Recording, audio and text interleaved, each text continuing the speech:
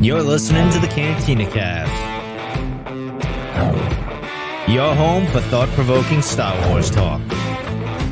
Join Albert and Jonesy in breaking down the latest news, trailers, movies, and of course, your favorite characters from a galaxy far, far away.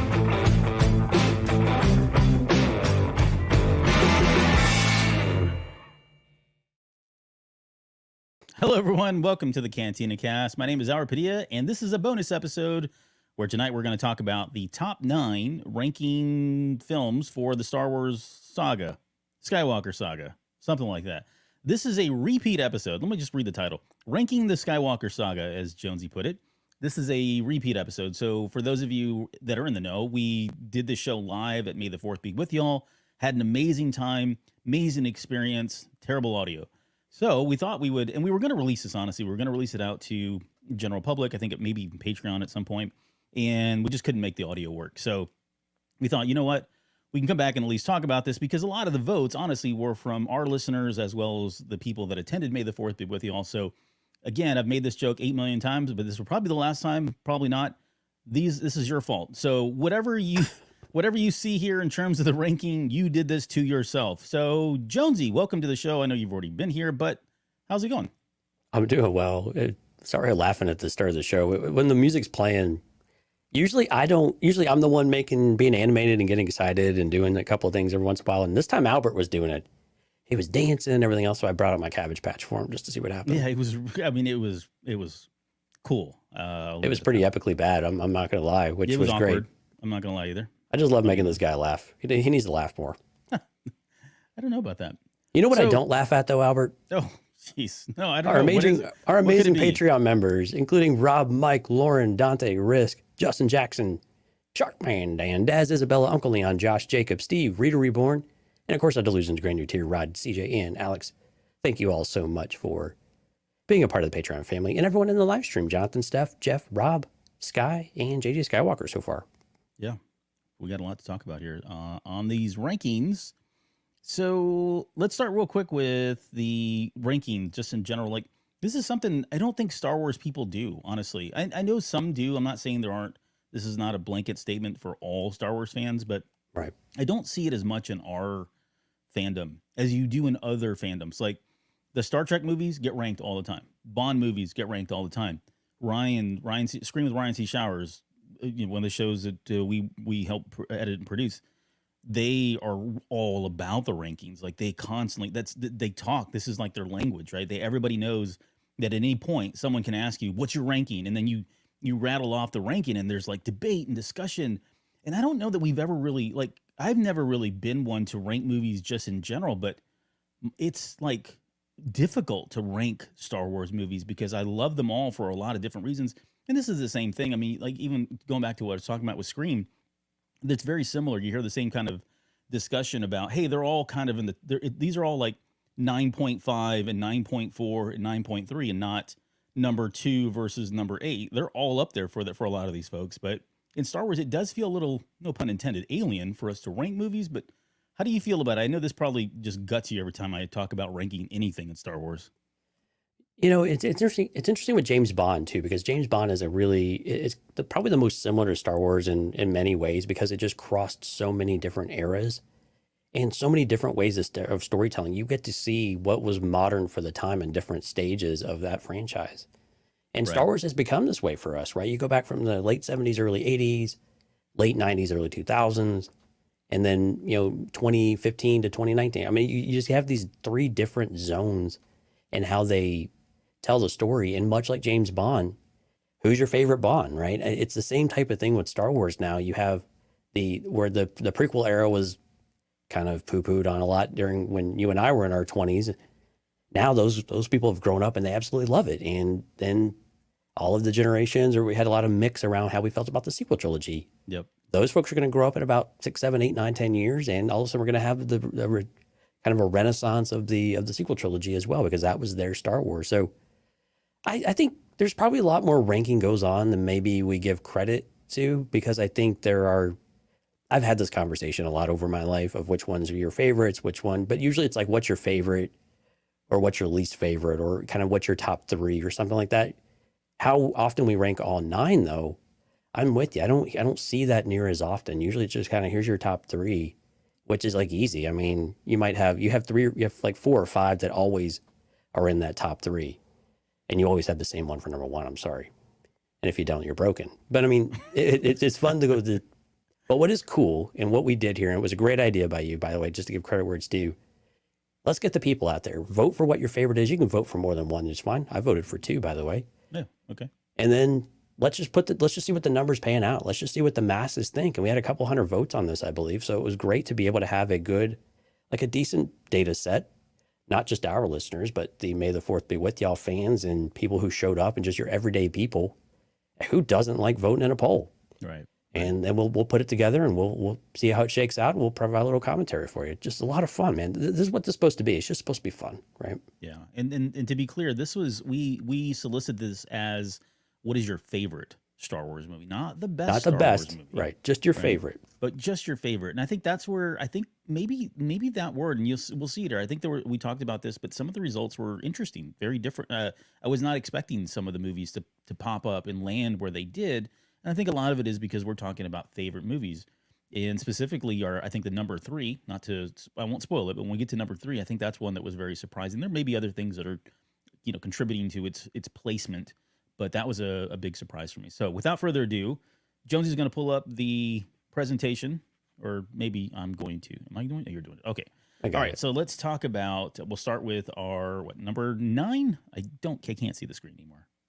There it is. Well, yeah, hold on. We gotta get through the introduction here. You are literally seeing the slide pack that we did for the show. We introduced ourselves. Y'all know who we are. Yeah. And you know where to find us. Next slide. Number 9. Here we go. Slide. All right. Attack of the Clones. Right where it belongs.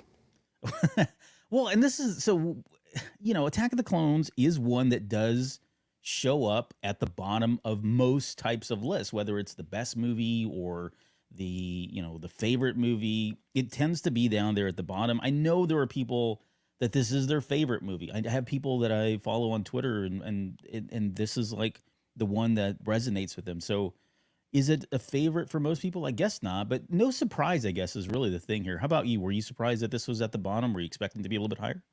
No, this is exactly where it belongs. I mean, this is the unfortunate. I mean, we'll talk about the things we like about this. And actually, one of the guys at work, so I sent this around to people at work too. I was like, "Hey, tell me what your favorites are." And one guy actually said, "Attack of the Clones, episode 2." And I asked him if he was broken, because I was like, "How could you get behind Obi-Wan's beard with that in the dialogue and things like that?" Right? Not to hit on too much. We are going to talk about what we like, but we will go through what we like. We're going to do the good, the bad, and the ugly. Right.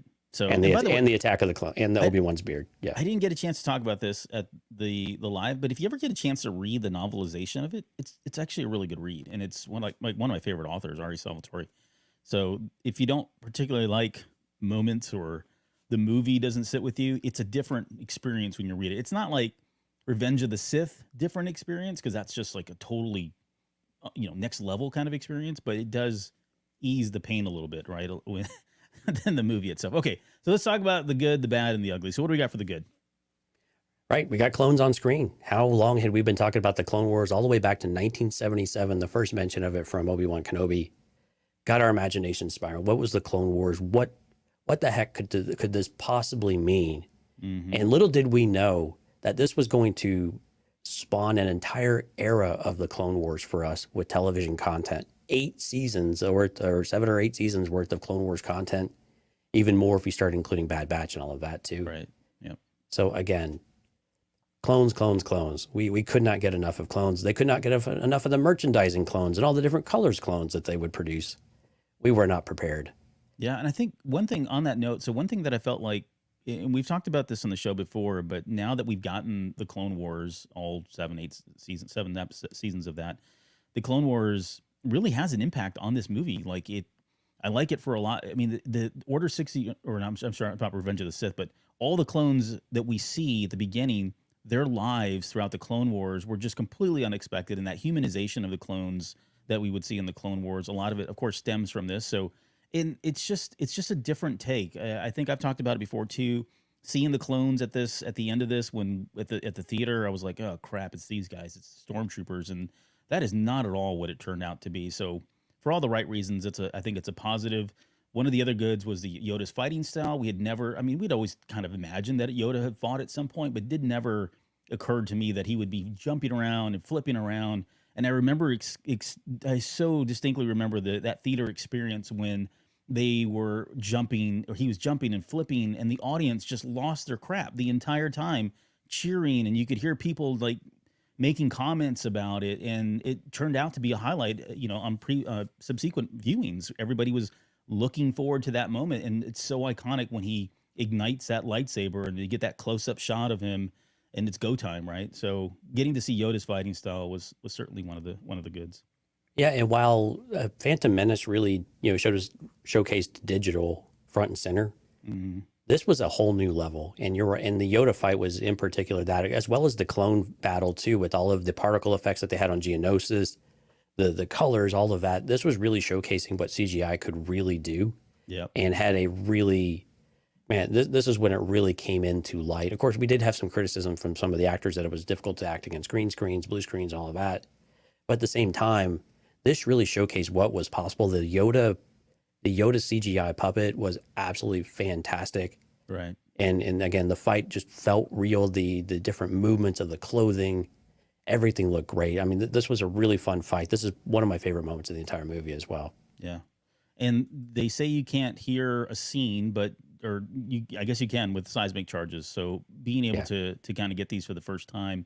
And again, going back to that theater experience, that THS experience and the subwoofer and that pause of silence, and then feeling your guts rattle inside you when that thing went off. I mean, it was just something we had never seen or felt before. So, and by the way, this is not all the moments. We got some folks, I'm putting them in the chat right now, or putting them up on screen, but this wasn't all the moments. We had an hour to do this show, and so like we put like 3 things in here. So this is not supposed to be an extensive list of all the great moments. These were just really quick things that we felt people could just immediately recognize and hopefully resonate with as far as some of the goods. So yeah, another big thing about this, again, less so about the movie specifically, but this was when digital theaters became a thing. And you're right, the visual aspect, the clean digital visual, as well as really top-notch audio, the whole cinematic experience finally started to really come together with Attack of the Clones. So it was a really important movie from that respect too, that the theater experience for the first time since THX, so we're talking, several years. We're talking about 5 years from the time the THX really got busy or popular with the special editions. Mm-hmm. But now we're adding that with the visual. This is the first time we had a total theater experience that really felt like a huge leap forward in the industry. And when you could find that combination, it was difficult at times still. Absolutely worth its weight in gold. Yeah, well, and so to be fair, the Phantom Menace had it, but it was so select. Like I remember when Phantom Menace came out, I had to drive to, where was it? Frisco, I think, had it. Frisco up was in like the Dallas Fort Worth up in the area. Dallas area. That was the only DLP theater in Texas when Phantom Menace came out. I was like, well, I'm not going to drive out 4 hours, and I actually did. But at the time, that was the only place to do it. By the time this came out, though, they had really pushed to get DLP projectors in most of the theaters. So this was, like, to your point, this is where people were finally, the masses were starting to experience, digital imagery and not the analog stuff mixed in addition to the digital sound, and give you that complete end-to-end experience that we had never really seen, felt, heard before with Star Wars. So, and then to add another layer on it, we got this in IMAX. Oh yeah, which was absolutely mind-blowing and literally eye-shattering because it was just so bright. Right. I don't like IMAX because I can't focus on the entire screen because it's just too much. Yeah, you got to sit like in the back. Yeah. All right. But we also got an IMAX. Let's get to the bad. Oh well, we don't have enough time. So, all right. So the dialogue, and we're not going to harp on this, but it is out there, and it certainly is clunky, and it's awkward. It's like sand; it gets everywhere. I don't know. I didn't really always hate on the dialogue. I get why people do. It's just not. It's not good. There's moments in here where I felt like he probably could have had somebody come in and help clean that up or something. But it is what it is. I feel like it is one of the lowlights. Do you have any a different opinion of that? No, Sorry, I was reading, especially Anakin's love game. Like it's so awkward. Like, and maybe It's that's the awful. point, right? I mean, he's a Jedi. He's not really been in. This is like his first relationship. So I He's guess you had a could. I mean, he's had a crush on this girl forever. He doesn't know what to say. It's supposed to that teenage awkwardness is supposed to come through. Right. But even she comes back with, it looks like our lives are about to be destroyed or whatever. I Mm-hmm. mean, even I'm saying it, and it probably is still terrible, but it still might be better than the wooden dialogue we got. We had these really great actors, and somehow we have really flat dialogue as a result. Right. So again, the writing in this movie, I think in general, was just generally not as good as what we've seen elsewhere. And again, not like the standard of writing in Star Wars is supposed to be this really high bar, Yeah. but it was pretty rough. It was pretty rough. All right. Enough of the what's the ugly Obi-Wan's beard. I don't understand this. What's wrong with it? I can't even begin to answer this question in 5 seconds. So if you Do I listen need to tell the show- story again? So the story behind this was Ewan McGregor when they came time to do reshoots, he'd already left to do Black Hawk Down. And so he'd already shaved his head and shaved that glorious beard. Mm. And so in order to get those back, they had to use, fake hair. So the hair on the top of his head, you can tell it's different, but it's pretty passable. His face, though, is an abomination. Yeah. It's terrible. I think they glued yak fur to his face or something like that. It was just absolutely horrible. It did not look the same. It was nothing approaching the same. And it's pretty egregious and pretty offensive, in my opinion. As someone who at least tries to have a well manicured beard, it was very sad. Yeah. I know. Because Ewan McGregor's beard was so glorious. Okay. It All really right. was so great. Let's move on to number 8. Okay, number 8 was The Rise of Skywalker. This was kind of a first surprise. I was surprised this was so low, to be honest with you. Yeah, I think especially, I mean, this is not a failure movie. I mean, it did $1 billion in the box office. I know there were a lot of people that enjoyed this movie. I think I mentioned this already, but for my kids, this is like up there for them.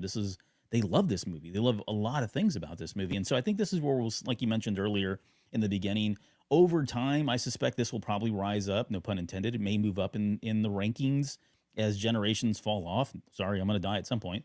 But as generations fall off and new ones come up, this may start to get, might resonate with more people that are of voting age. But yeah, I mean, I can see where this one does it not really playing to the audience that we were soliciting this out to. So it's got its moments, and we'll get into the good and the bad and the ugly. But I guess I'm not really surprised that it's not down at the bottom. I mean, it's the most visual effects wise, it's right up there. I mean, there's some really incredible stuff. I mean, you can, as the trailer's playing right now, some of this is just pure eye candy. So technically speaking, I mean, it's probably one of the best, if not the best, but that wasn't enough for people to really, call it their favorite. Yeah, again, I think being the newest one, I just expected it to be up a little bit. They did wrap up a lot of the stories. The stories, I mean, it was the culmination of a really difficult writing period for Star Wars, but there were still a lot of enjoyable elements in this movie, and it was a bit of a safer movie to make, I think, which is probably why it's surprising to me it's this low. But maybe let's get into some of the good and the bad and the ugly here. Well, and so you go ahead and flip it, but we talked about it was kind of an impossible mission, right? Trying to wrap up the Skywalker Saga, trying to wrap up stuff that had been laid down in The Force Awakens and The Last Jedi. You had the passing of Carrie Fisher. I mean, there was just so many things working against this movie that I'm surprised that it did $1 billion. I'm surprised that there are people out there that just look at this movie and go, wow, that's really, my favorite. And for all those reasons. And so, all right, so let's talk about the good. So force healing, right? We got officially in canon, we got force healing. I know we're not going to get into the arguments of, this happened before and all that stuff. I'm not talking about this. Officially, this is the first time it's ever happened. Right. And, they had timed it at the time of the release. I think this came out 2 weeks after we had saw Grogu use force healing as well. So this technically wasn't the first time. Maybe I have that in reverse. I forget now which one came first, but it was around that same time. Within a 2 week period, we had Grogu force healing in The Mandalorian. We got it officially here in The Force Awakens. And it was something that had already existed in Legends for a long period of time, but it was just really cool to finally see it, canonized, if you will, on screen. Yeah, and another one was Rey's lightsaber. I mean, the design of the lightsaber, we got the yellow blade, which was the first time on screen we had a yellow blade that I can recall. And so it was just great to have a different element of of a lightsaber coming onto the screen, as well as kind of the retiring of the traditional Skywalker lightsabers as well. So again, kind of a new era using her staff and finding that blend, which was a lot of things that people wanted, right? So I think it was a really great delivery on that one. And I have I don't know why it's in there twice. So we didn't catch that the first time, but the flip. So, I mean, nothing, in my opinion, that is still one of the coolest experiences is watching that teaser trailer for the very first time, the way the music's playing, Rey turning around, thinking, what is she doing? There's something coming at her. And then doing a backflip, right? As dramatic as that was, and slicing off the wing on Kylo's ship. That whole piece of it, I mean, you're just in awe when that happens. So visually, I think that's just one of the cooler moments in Star Wars that I think really struck with a lot of people. And like, you saw that and you're like, holy crap, I got to see more of this movie if that's what they're showing, right? So really good stuff there. Yeah, because what person in their right mind would, attack a TIE interceptor with a lightsaber? Right, in reverse with their back to them, right? Right. But Ben Solo, getting to see him finally for the first time, that whole coming back to life. I know you're just queuing up your comment here about. No, I was doing the nod because I actually really enjoyed that moment. I thought you were coming at me here, so you'll get your cheap shot in here about the dialogue in just a second. But what dialogue? What dialogue? He said, "Ouch!" It's clearly in the script, and there's more in the book if you need to have more dialogue from him. But yeah, I mean, getting to see this redemption arc, and I hate to call it that because it's really technically not, but having him at least come back to the light was something that even from the very first movie, Force Awakens, we were talking about it. Didn't seem like it was even possible. By the time we got to The Last Jedi, then you think, okay, well, maybe his love for Rey would be enough to kind of bring him in. So it started to open up the door, but then finally just kind of giving us at least what we wanted. But then the way the execution was just terrible in my opinion. Like I hate the fact that the way he came back and then just died immediately. It was just the dumbest thing in the world, but that's just me. So I did enjoy that we got Ben Solo, and that moment between him and Han when, maybe he sees him, maybe he doesn't, I think that's some really good stuff there. That was really good. And I think that was actually one of the better moments between them, and such a reflection of what we had in Force Awakens. So it was a really good kind of closure moment for that, and really good closure for the character. And the way that Leia interferes as well. I mean, it was almost surprising in that way that it was Leia's interference that actually caused her son to really die or about to die, right? Mm-hmm. Yep. And then I think the other, I like the "there's more of us" moment. I mean, that just kind of is Star Wars, yeah. Yeah, you're right. It's an amalgamation of everything in Star Wars, right? About how, and there's almost some parallels around like the fan base as well, right? People that enjoyed Star Wars all coming together saying there's more of us against the people that hate Disney, constantly want to see Star Wars fail, kind of thing. I'm sure that wasn't a undertone or anything that they were trying to do, but it was used at that time. That line is out there, but I feel like it is very inspirational to hear that, and especially coming from somebody like Lando, right? To hear that line from Lando Calrissian was just it's very inspiring. Yeah, and of course, this isn't a comprehensive list, but I think Ian McDiarmid coming back as the Emperor, even though the line that Oscar Isaac has to deliver was pretty weakly written, somehow Palpatine is returned, but the Emperor scenes were absolutely great. The voice, the confidence, the regrowth from the dyad, bringing the lightning, sucking the life force out of them. I'm all the Sith and all of that stuff. I really enjoyed all of those scenes. The whole idea of Exegol, and what is this place and why is it so special, and some of the things that we've gotten since then with Shadow of the Sith and so on. So I think those were also very positive aspects of this movie as well. Yeah, for sure. Ian is, of course, incredible. So, right. The bad. So somehow Palpatine returned. I mean, I think they've done their best to try to explain that. We're seeing it now. Maybe through the Mandalorian. Maybe it's Dave Filoni trying to kind of make wrong the right, or right the wrong, I should say there. But it is kind of a weak line, and it was just weird that they started this whole thing with the Fortnite thing, which I get, it's marketing, and they were trying to find a way to do that. But I don't know. I wish they would have given us more context here. And it's just turned into a great meme, if nothing else, right? The positive is that we've got this meme, and it's useful in so many different ways now. Right. And then, of course, lack of the overall story planning. It felt very disjointed. A lot of things changed. Carrie Fisher's death, like you said before, everything was kind of working against this movie. J.J. Abrams was brought back in after some other story rewrites and changes there, too. Try to pick this thing up and try to finish strong. Again, I think did a decent job. Again, a little surprised this is number 8 in all regards, actually. But again, it really did highlight that the sequel trilogy was a bit of an organizational mess at the very least. Yeah, and I stand by that. Like I love every one of these movies. When you watch them, I still get excited about them. I still enjoy them. I think independently they stand alone pretty well, but there's no denying, in my opinion, that 7 and 9 are probably more connected than 8. 8 feels kind of like it's outside and on its own island, no pun intended.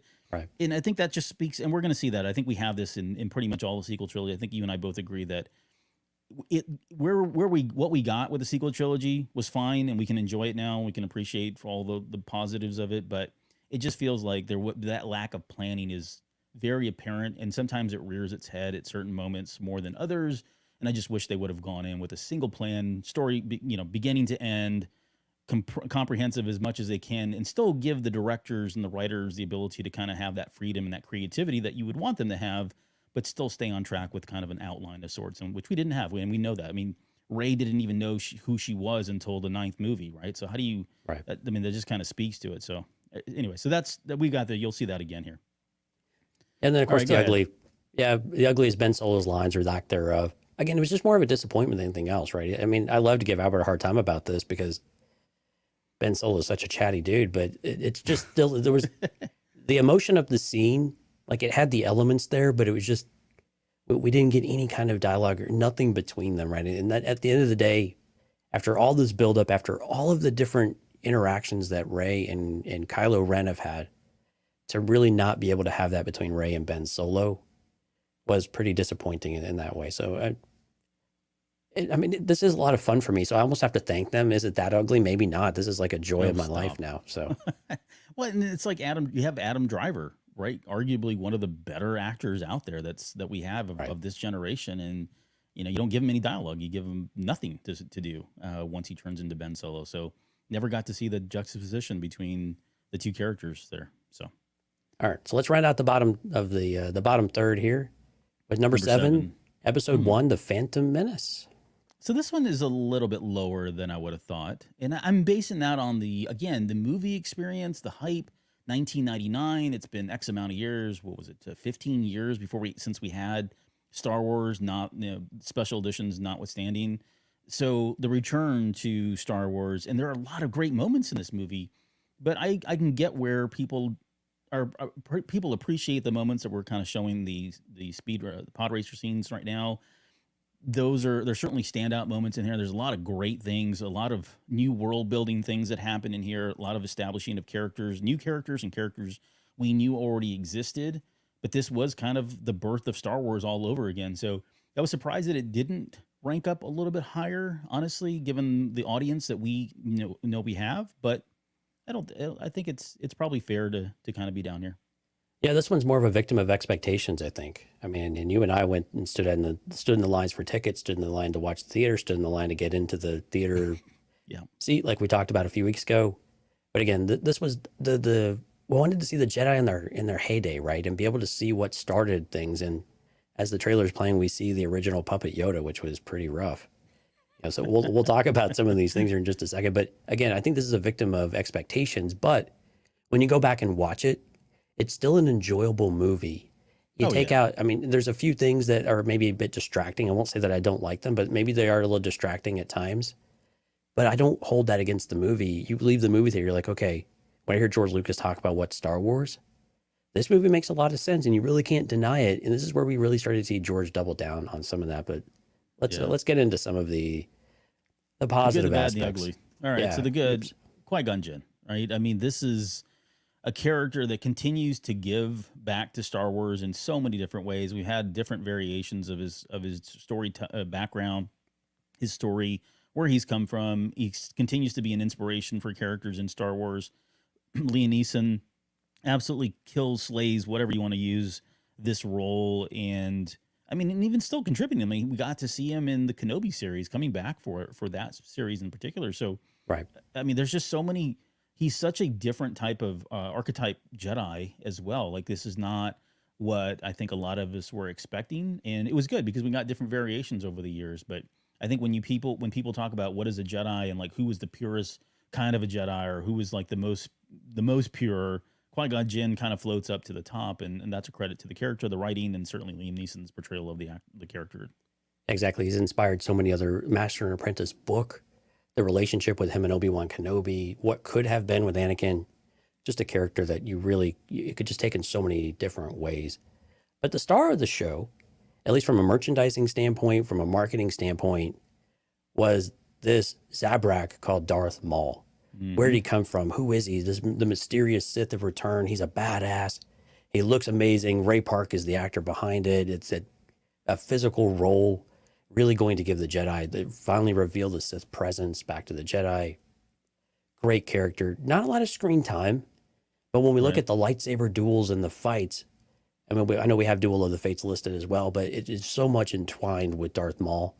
The overdubbing of the voice really, I think, helped the character a little bit compared to Ray Park's voice. It was a great combination of physical and the voice aspect, but just a character that you could really get behind and give people a different visual element of what a Star Wars character looks like within the context of the Sith as well. And just the visuals of this character were fantastic. Yeah, and even up until Star Wars Rebels, I mean, it's a character that was still giving back to us. Never had we thought that Darth Maul would ever come back. And the way Filoni and team kind of pulled that off to bring him back in, and certainly all the storylines that we got beyond that, including Savage, Oppress, his brother, and I mean, it just turned into a full-fledged character that, you know, we did not think we were ever going to get. So just having, and then the other part of this too was with this character, it's kind of what Alex was talking about, the character designs, they were so different, vastly different than what we had seen in the original trilogy for a lot of different reasons. You can, what was his name? Doug Chang was kind of behind, the primary person behind a lot of the design. The emergence of Doug Chang, yeah. Yeah, the emergence of Doug Chang, and specifically with Darth Maul in this kind of like, what does the devil look like in Star Wars? What does evil look like in Star Wars? And just that, I mean, you can see it there, menacing in the background there, no pun intended. Just a great design overall. So definitely a highlight and someone that continued to give back to Star Wars for many years there. Right. So on the next one here, JJ Skywalker, I threw it up, but I'll throw it up again. He said the pod race is a sound mix marvel by Ben Burt. And that is absolutely true. That whole Boonta Eve pod race, beginning to end, it's such a long segment, and it's in a good way. Like I love the fact that because they could have condensed that down into like a 2-minute segment, and I forget where it lands. I want to say it's in the 5-minute mark, which is a lot of time if you think about it from a movie perspective, right? Most scenes don't go for 5 minutes long, but it's just so like it's an auditory like experience from Sebulba's engines to Anakin's engines, everything, all of the sound effects that are mixed in there with the music, the drama that's played into it. It's just one of those scenes that you can watch over and over and over again. It is kind of like the quintessential Star Wars experience for all of the emotional reasons and the storytelling reasons, and our first like view of what, you know, Anakin Skywalker was, who he was. You know, it echoes back to the line of that, how he was a good pilot, right? Kenobi talking about how incredible a pilot he was. We get to see all of that here. So there's a lot of stuff that works really well with this scene, and certainly one of the biggest, if not the best highlight from that movie. Yeah, this was really the center stage of the entire movie. I mean, they created a whole video game based on this, and actually several other things that borrowed from the pod race and other video games and created experiences out of them. But you're right, this was just a feast for the eyes, for the ears, everything.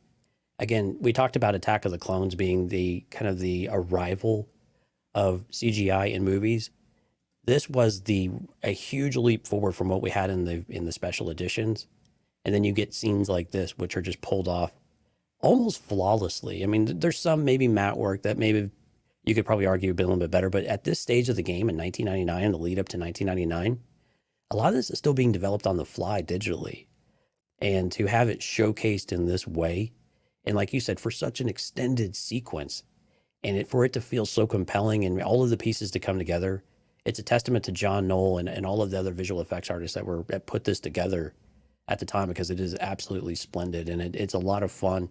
It captures what it means to be Star Wars, but on a planet at the ground level, something that we really hadn't had since Empire Strikes Back, but really not had in this way.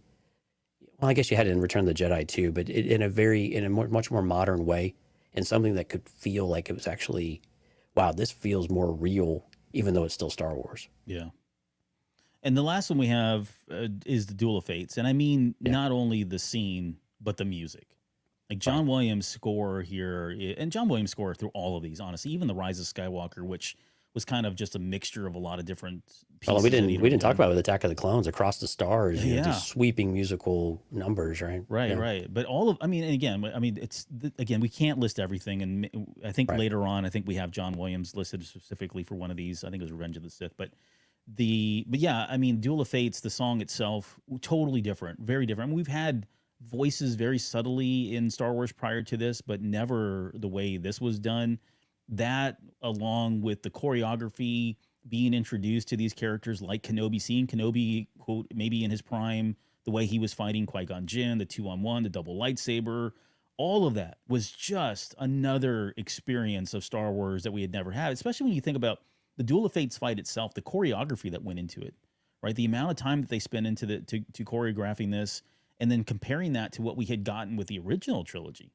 I mean, Right. this is like night and day difference, and it would Right. kind of set the precedence for what we would get thereafter, and even till now, whether it be live action or even in like CGI. When you look at Clone Wars season 7, what they did there, this set the standard of like, this is what's expected now when we do lightsaber battles. This is almost kind of what we have to have, and you know, the Kenobi Maul Rebel scene notwithstanding, I get that's a totally different experience. But if we're getting full adrenaline, full throttle lightsaber, this is the bar, right? They set the bar with this particular fight scene. Absolutely. Let's get to You the know what? bad.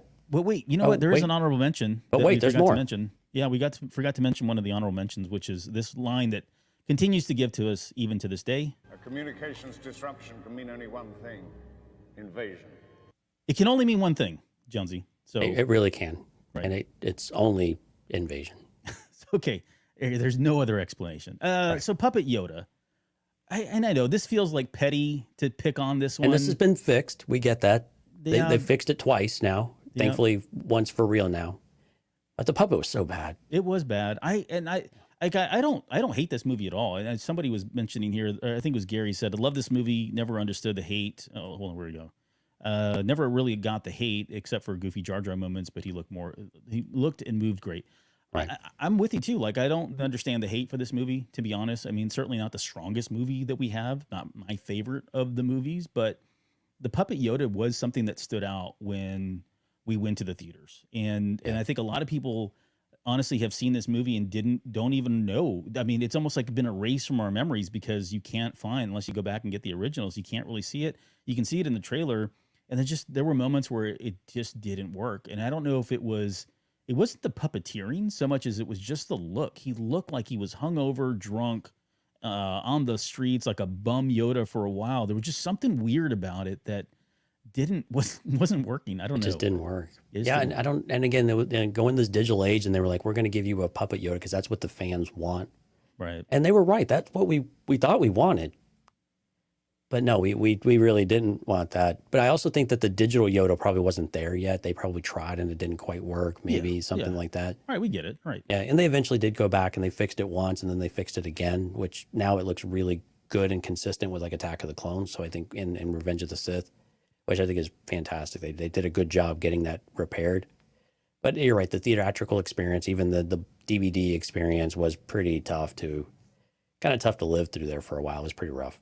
They they brought the puppet back in The Last Jedi, and they did a good job, honestly. Yeah. I think with that. So there was just something about the approach, or maybe they just spent more time. I mean, I think Rian Johnson wanted to get it right. Like, he wanted to go back to the original, and I think if he felt like it wasn't going to work, I'm sure they would have went more CGI. But that was a case where I think it was right out of Empire Strikes Back, as far as I'm concerned, which I think still holds up pretty well.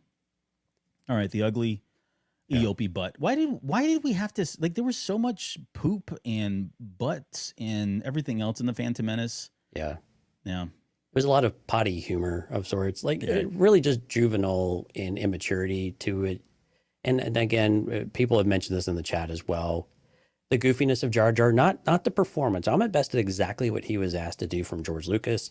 So it's not the actor. It was more the character and the situations they had put it in. They didn't need Jar Jar to be as goofy in some of those ways. I think it did bring a youthful enthusiasm to the movie. It did bring that levity because we didn't quite have it with C-3PO all the way through and R2-D2, right? So that's usually where we got it from.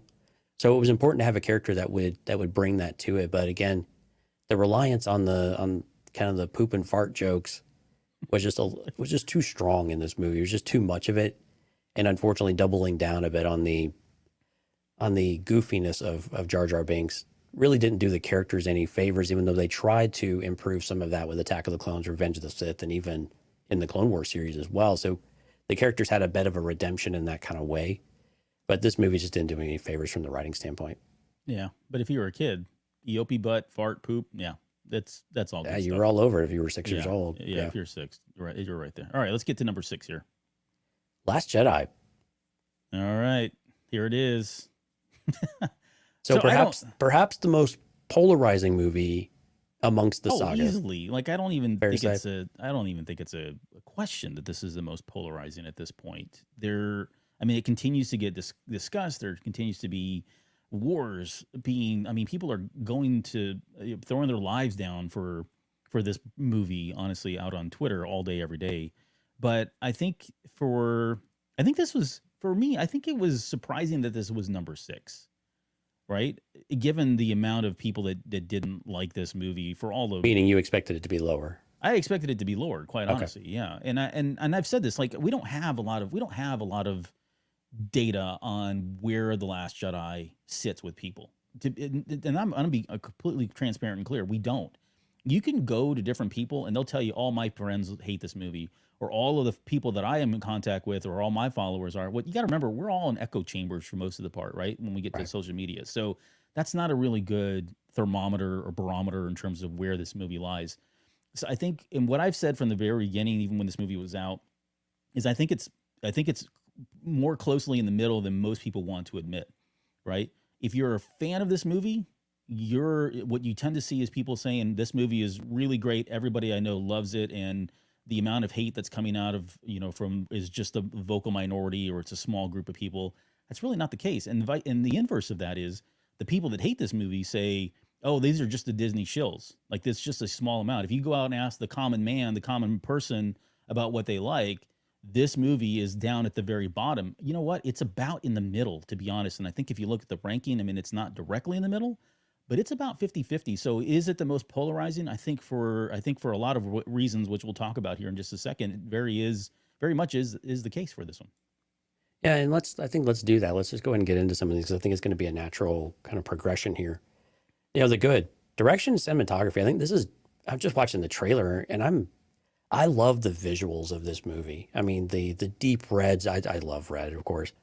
I love where we went with this. I love just the visual aspects of it, the cinematography, the scenery that they did, the location shooting they did, the battles that they had, all of these fights, everything just really, it fit in. It looked like Star Wars. It felt like Star Wars. It was just captured in this very romanticized way of sorts too. It was a different cinematic approach to Star Wars that provided a very unique take for it. And I enjoyed that aspect because it did feel fresh in that way, even if you don't necessarily like the way that the story played out or some of that.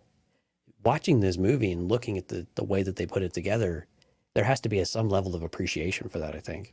Oh yeah, I mean it's absolutely. I mean, Josh is chiming in right now that I'm not a fan of the storytelling choices for The Last Jedi, but is no doubt the most gorgeous of all them all, and from a cinematic standpoint. And he's absolutely right. There is like every single freaking moment, like you can tell Johnson put everything into this movie, right? Whether you like it or not, whether you agree with it or not, there's no denying that he put every blood, sweat, tear into this movie at every level, from the writing and the way he wanted to tell the story that he wanted to tell, to every moment. Like you can pause, and I'm exaggerating just a little bit, but you can pause this movie at any moment and it's framed perfectly. It looks beautiful. It looks like a shot. It's so different than so many of the other movies, than most of the other Star Wars movies. So from that perspective, it's just on a totally different level, right? And again, whether you agree with the story or not, it's just amazing to look at the cinematography, the technique that goes into this. I mean, it is a craft. It's a master class in terms of art and direction. And we've come to expect this now. Not to get into Johnson's other movies, but when you watch all the other movies that he's done, this is no different. He was kind of telegraphing that this is what we were going to get in a lot of ways, and we continue to see that. So he is certainly in his at his best here with The Last Jedi, in my opinion. And it's some of the better dialogue, I think, overall that we've had in Star Wars as well. From just, does it make sense? Does it, are they saying something important? Does it feel like it actually belongs in a movie, right? Sometimes it feels more like a grown up type of movie than much of the rest of Star Wars does from that respect. Yeah. And the point, yeah, we'll get into the subverting of expectations here in a little bit too. But the throne room scene, let's talk about that. I mean, people have poked holes in this, which I think is completely unfair because they're not poking holes in any other action sequence, right? But that aside, it's a visually stunning, in my opinion, action sequence. That throne room, beginning to end, is got some great adrenaline, the slow down motion that's happening there. I mean, it's just, again, it's a feast on your eyes visually of the choreography and the lighting, the color choices, and all of that just plays into it. I mean, is it the most like powerful fight? Is it like the best fight? No, but visually entertaining. Yeah, that's a lot of fun to watch, and you can constantly watch this thing over and over again. Exactly. The Praetorian Guards and an iteration of the Royal Guard, right? Just everything about this throne room really was cool. I mean, we got Snoke, torturing Rey, and just the dialogue between them was so fantastic, which of course made his death so difficult to accept and so surprising in that way, right? Mm-hmm. But again, just the whole sequence of all of this, every time that Kylo comes into the throne room and has a conversation with Snoke, all the way down to the fight, everything in these scenes just fits so well and was just such a visual feast, but also a lot of great dialogue through these scenes. So I put Luke's lessons in here as one of the goods. I really enjoyed the lessons, and unfortunately, we never get the last lesson in the movie. Right.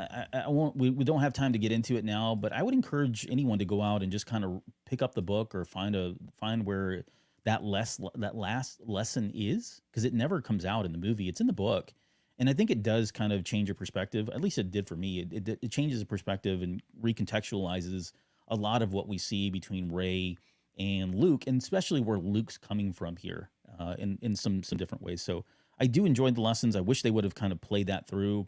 I don't even remember at this point now why that lesson was never done. I think it was just cut for time purposes or whatever. Right. But it was in the original script. But I enjoyed that part of it. Typical Jedi doesn't give you the whole story. It's all from a certain point of view anyway. Yeah, you got to go figure out the rest.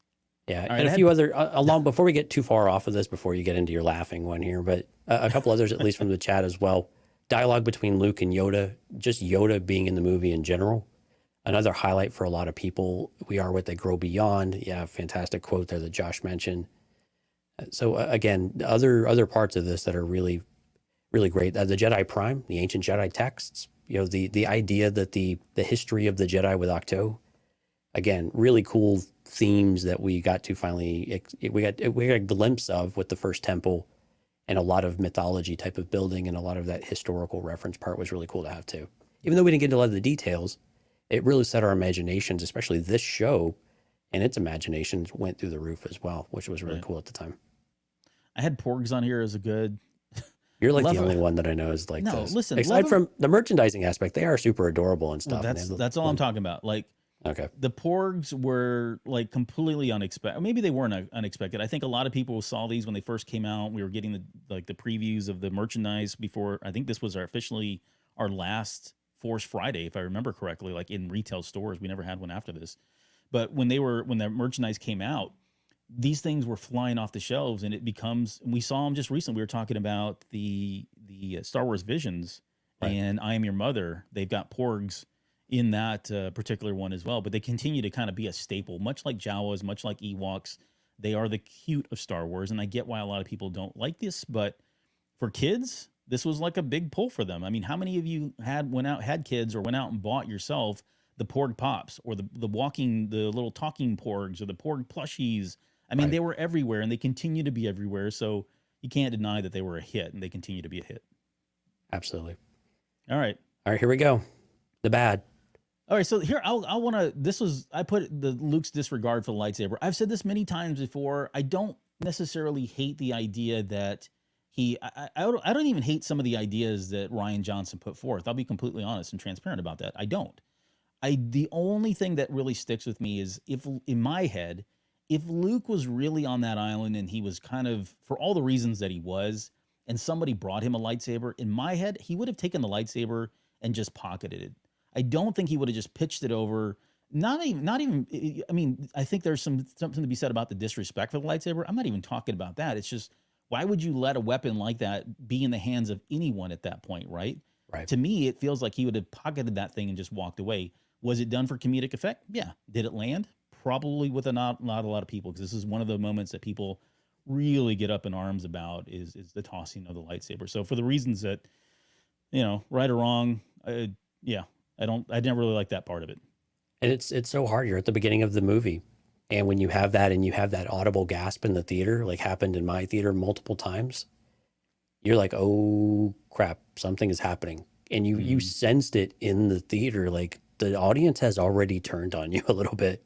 And it's this early in the movie, in Luke's words, this is not going to go how you think it's going to go, which ended up meaning a whole lot of different things to a lot of different people, right? It really did. That was But I kind think of the theme of the movie. Yeah, and again, I mean, maybe this fits in the bad. It was just, this is the Luke Skywalker we didn't expect to get, right? We started to get excited that this was going to be a Luke that was going to come back. Yeah, maybe he was in a dark place, but he was going to come back. He was going to do something epic. We were going to see things that we had never seen before in the Jedi. We're going to see why he's the Luke Skywalker of legend. Rob was talking about this in the chat as well. And it wasn't. It was a very different Luke Skywalker. And I'm with you.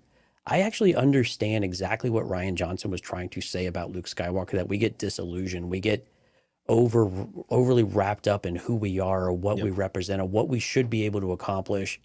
And we get disillusioned, or we get blinded by some of that, whether it's success or whatever you'd like to call it, ambition, whatever. At the end of the day, we can have a really steep drop off that cliff to where we want to completely withdraw and move into that now. But I understand that a lot of people didn't want that. And again, when you talked about expectations and subverting expectations, this is one of those expectations that I think maybe at the end of the movie, Rian Johnson thought he was going to come back around and show you Luke's journey. And Luke finally came around and did something really great and unique, casting his presence across the galaxy physically, which we hadn't seen before. So I guess in that regard, we got that. But it just felt a little empty in that regard for many people. And so I understand that was very much a very different hard left turn from what they expected to see, even though it was a good scene in the dialogue between him and Kylo. Luke and Kylo was great. It still just left you wanting, right? It left you feeling a little bit hollow and empty from what we know Luke Skywalker to be. And we waited for however many years for this moment. And then it feels like it just didn't happen, right? And so again, for a lot of people, that is what makes The Last Jedi really difficult to get behind. It's just the Luke Skywalker element of it. Well, and this goes back to the bad again. So the lack of storytelling planning is really kind of rearing its head here. So on top of all that, you end The Force Awakens with the appearance of Luke Skywalker. And, we didn't know going into The Force Awakens whether we were going to get 30 minutes of Luke, 2 hours of Luke.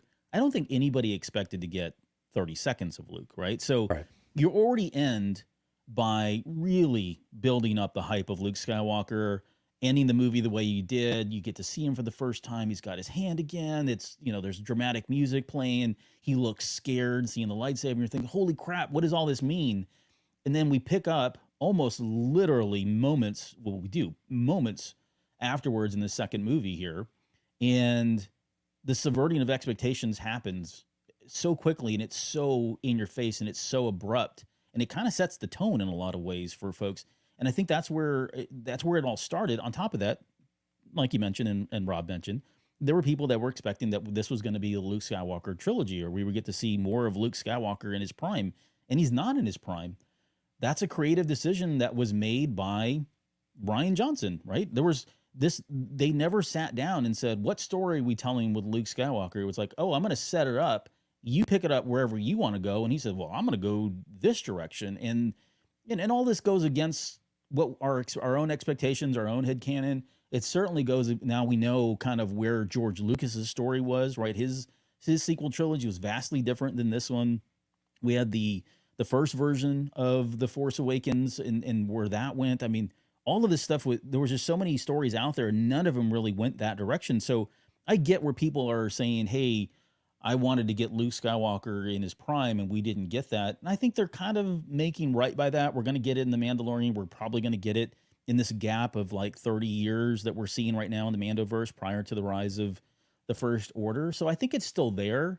But I mean, I do understand why people were looking forward to this. But we also have to keep in mind that when my kids think of Star Wars, they don't think of Luke Skywalker. I know that's shocking. I know that hurts. And I know you're probably thinking, what in the world are you talking about? But that's the reality, man. Our kids, like this generation, they are the ones that are the Kylo Ren fans. They're the Finn fans. They're the Poe fans. They're the Rey fans. Look at all the girls that were brought into Star Wars because of Rey. Disney they were trying to do something here. They were trying to get the next generation, and there was a risk. There was a risk of alienating that populace of people that grew up with the original trilogy, that grew up like myself with Luke Skywalker. Hell, I named my kid after Luke, right? There were people like us that they were probably going to take a chance and alienate in some ways, and they had to do it. So they felt like they had to do it, right? So we just have to keep that in perspective. It was just a different time, and there was certain risks that they were playing with, and whether they pay off or not, we'll see. I don't know. It's hard to tell right now for me because I think we're still hearing the feedback and seeing the feedback from the populace of our generation and the hate for it. But I think in 10 years from now, this is another movie that I feel like is going to start moving up in the ranks, and we may not be talking about the original trilogy as much. Yeah, I've been pretty vocal about this. My biggest complaint about this movie is that it picks up right after Force Awakens. Part one, part two. No time. Yeah, part one, part two stories make sense to pick up right away. Star Wars, it always benefits from having that extra time to allow things to develop off screen and for them to catch you up. This one didn't have you to catch up to anything. I mean, you literally pick it up right as everything happens, and we pick it up. And so great from an ease of access into the next movie. But again, you are so constrained in that kind of way that it was disappointing in it. And now Rian Johnson trying to take this in a different path, maybe that makes more sense. But that's something that I did not enjoy at all. And I wish they would have allowed more things to happen. And J.J. Skywalker, just before we leave this topic, his quote was, "I wonder if this movie is received differently if Luke Skywalker would have survived." And I think this probably would have been received a little bit different because Luke would have had more story happening later. And again, we kind of get that in Rise of Skywalker. We do get some resolution to some of that. Yeah, it goes back to this lack of storytelling. Yeah, let's get to the ugly. This is all you, man. Yeah, because I'm on top of this scene. I love it. Green milk, right and direct from the teat. One of the most disgusting moments in Star Wars history. You like that?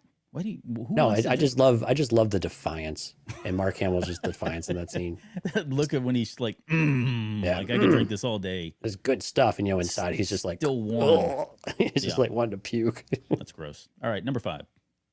Number 5, Star Wars Episode 4, A New Hope, or as you used to call it when you were growing up, it was just Star Wars. Star Wars. Yeah, it was never A New Hope until special editions came out. We just called it Star Wars. There was Star Wars, there was Empire, and then there was Return of the Jedi. But so number 5, I think this one, I think over time will continue to slip. I hate to say that because this is the movie that, the very first one that I saw. Yeah. And there's a lot of reasons why I freaking love this movie, but does it age well? I think it's starting to show its years, honestly, the more I watch it. And then again, I'm not saying, again, this is not my favorite. And these aren't our favorites. This is what was voted on.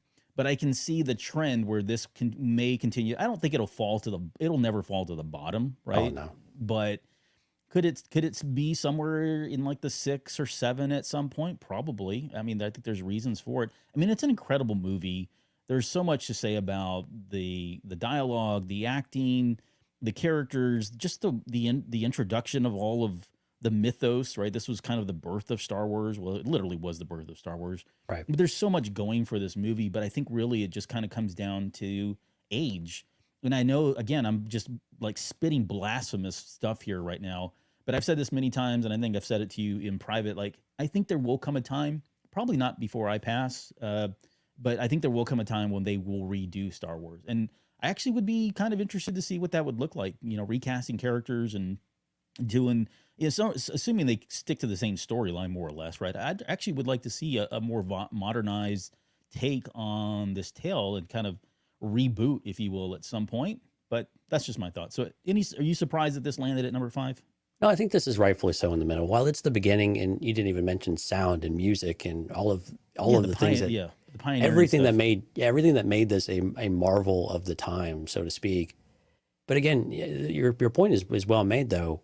We have seen other people take the Vader Obi-Wan fight and modernize it and make it feel like it would be made in today's movies. And you're right, it has a lot more energy. There's a lot more excitement. It's just a different era. You know, a very slow burn, a 2+ hour movie, takes a long way to get there. Not a ton of action all the way throughout. And, you know, so it doesn't surprise me, especially as today's kids, our generation gets older and starts to pass. And, you know, kids today, again, this is their era of movies that have to be fast moving, a little more action when it comes to this genre. So not surprising. I mean, your mileage may vary, but I have found, and not just my own personal experiences, but in talking with other people, this movie it's hard to get in front of kids and get them hooked. So I always tell them, go with episode 1. Don't watch it in the original release order. I think you'll lose certain kids. Honestly, you'll lose a lot of kids. And I'm speaking from experience as someone who works with a lot of kids week in and week out. Starting with that, or even starting with the sequel trilogy seems to be kind of working. So anyways, so the good, right? There's a lot of good here. The characters, there's so much. Yeah, I mean, from here on up, it's tough to find bad in some of these. Yeah. But I mean, all the characters, right? Our introduction to Luke, Han, Leia, the droids, Chewbacca, Obi-Wan Kenobi, Darth Vader. I mean, this is just something we had never experienced, seen before, not at this level. I mean, we had seen it in the serials, and of course, we know all about the inspiration from the Flash Gordon stuff. But I mean, just George Lucas's vision and really getting to his head and just the birth of all of these characters. They're so iconic, and they continue to be iconic, and they became archetypes for other characters and other franchises. And you know, we see bits and pieces of their personalities spilling into other characters that have nothing to do with Star Wars, which is kind of cool. And again, for as much crap as we've given dialogue, you know, earlier in this show, this is where it shows you even this really weird, you know, versions of dialogue we don't think should work somehow work because they build this world. They tell you what it's like to live in this world. And one of the things that makes Star Wars: A New Hope so unique in this era was that all of the sci-fi films that we had at this time were all very clean, very utopian. I mean, there were some dystopian type of stuff, but you know, they were very clean. This one was very lived in. Everything was dirty. Everything was used. Everything was cobbled together, literally kit bashed, you know, behind the scenes, of course. But somehow we get these really unique, iconic ships, iconic characters, iconic weapons, how we pull off lightsabers and blasters, right? All of these things come together in just this perfect way at the perfect time and give you this cinematic marvel, especially for the time, and completely changed an industry entirely. I mean, you talk about saving the movies. Star Wars kind of saved the movies and ushered in, or maybe finally really blew the top off this era of blockbusters, right? We already had Jaws and some of those things coming through, but you talk about really blowing the top off the industry and setting it on fire when it comes to originality and for big storytelling and big ideas. Star Wars laid the groundwork for a lot of that stuff and really made it possible. The introduction of ILM, you know, THX, all of these effects studios now, you know, all find their origins in this moment and in this movie.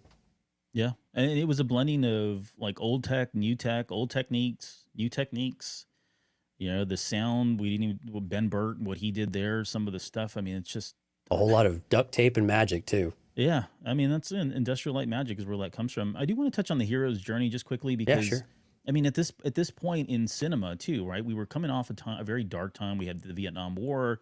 Lucas was trying to go out there and trying to write something that was very inspirational. And he did it in a way that, of course, you know, he got a lot of doors slammed in his face, finally got some buy-in, and there were a lot of people questioning at every level what the heck this movie was about. And I don't think no one really expected this movie to be as incredible. And George Lucas himself, like, you remember the story of him and Spielberg taking off the movie premiere weekend because he didn't want to be around right. The press that he was going to get and the negativity that was maybe be coming out, and wanted to just, you know, exclude himself from all of that. And then to come back and realize that this thing was a phenomenon, right? A box office phenomenon, never before. All kind of just plays into the storyline that he had created, which was just, you know, him pulling from so many different stories. And you know, he's a Joseph Campbell, The Hidden Fortress, Akira Kurosawa, Flash Gordon. I mean, it's just an incredible mind that such an was able to homage, put all this together. Such an homage to just all of his favorite, all the things that he grew up with, and somehow comes to this magical piece of work. Yeah. And So, again, the editing in particular, I think, that was what saved this movie. So yeah. I mean, there's so much, and we can't. we can spend a whole show on just just A New Hope. Yeah. right. Okay. So the effects.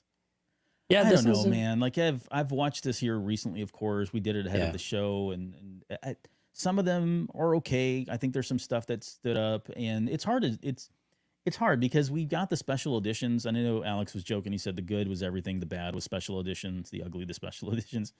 I mean, love it or hate it, there's some things in there that I don't know that I would have gone back and redone. There's certain, I mean, his movie, his creation. So who am I to say, what's right and what's wrong? But I would say that some of the special effects just haven't really like stood up very well.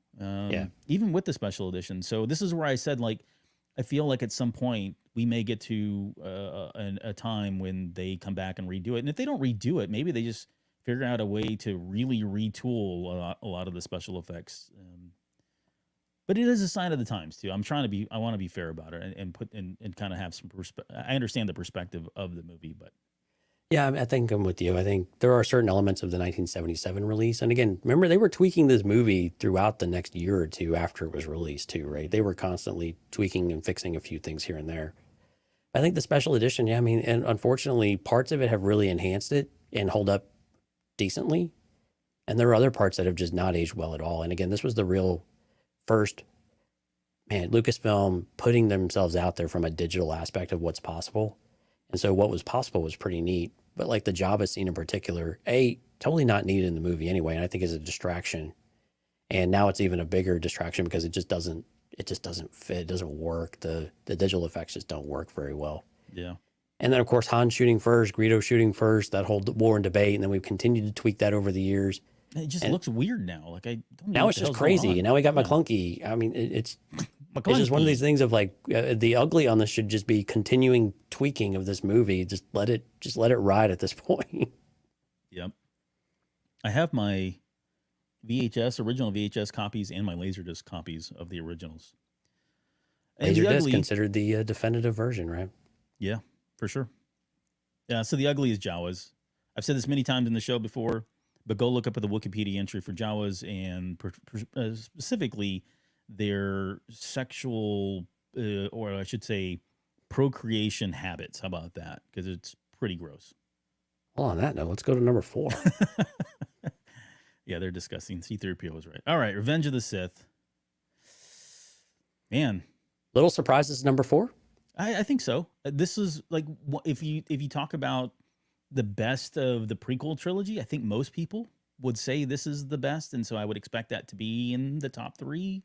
It didn't land there. That's not to say 4 is a bad spot, and not to say that these probably all aren't, numbers 9 to 9.1, 2, 3, etc. But yeah, I mean, this is arguably, in my opinion, my favorite of the prequel trilogy.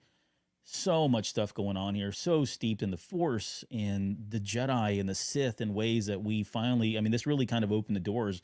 Prior to this, we didn't have a lot of the answers like this, and certainly this much insight into, again, all those things like Sith and the Jedi and the battle between them. It spawned all kinds of, books and all kinds of legends literature and documents and manuals and everything else.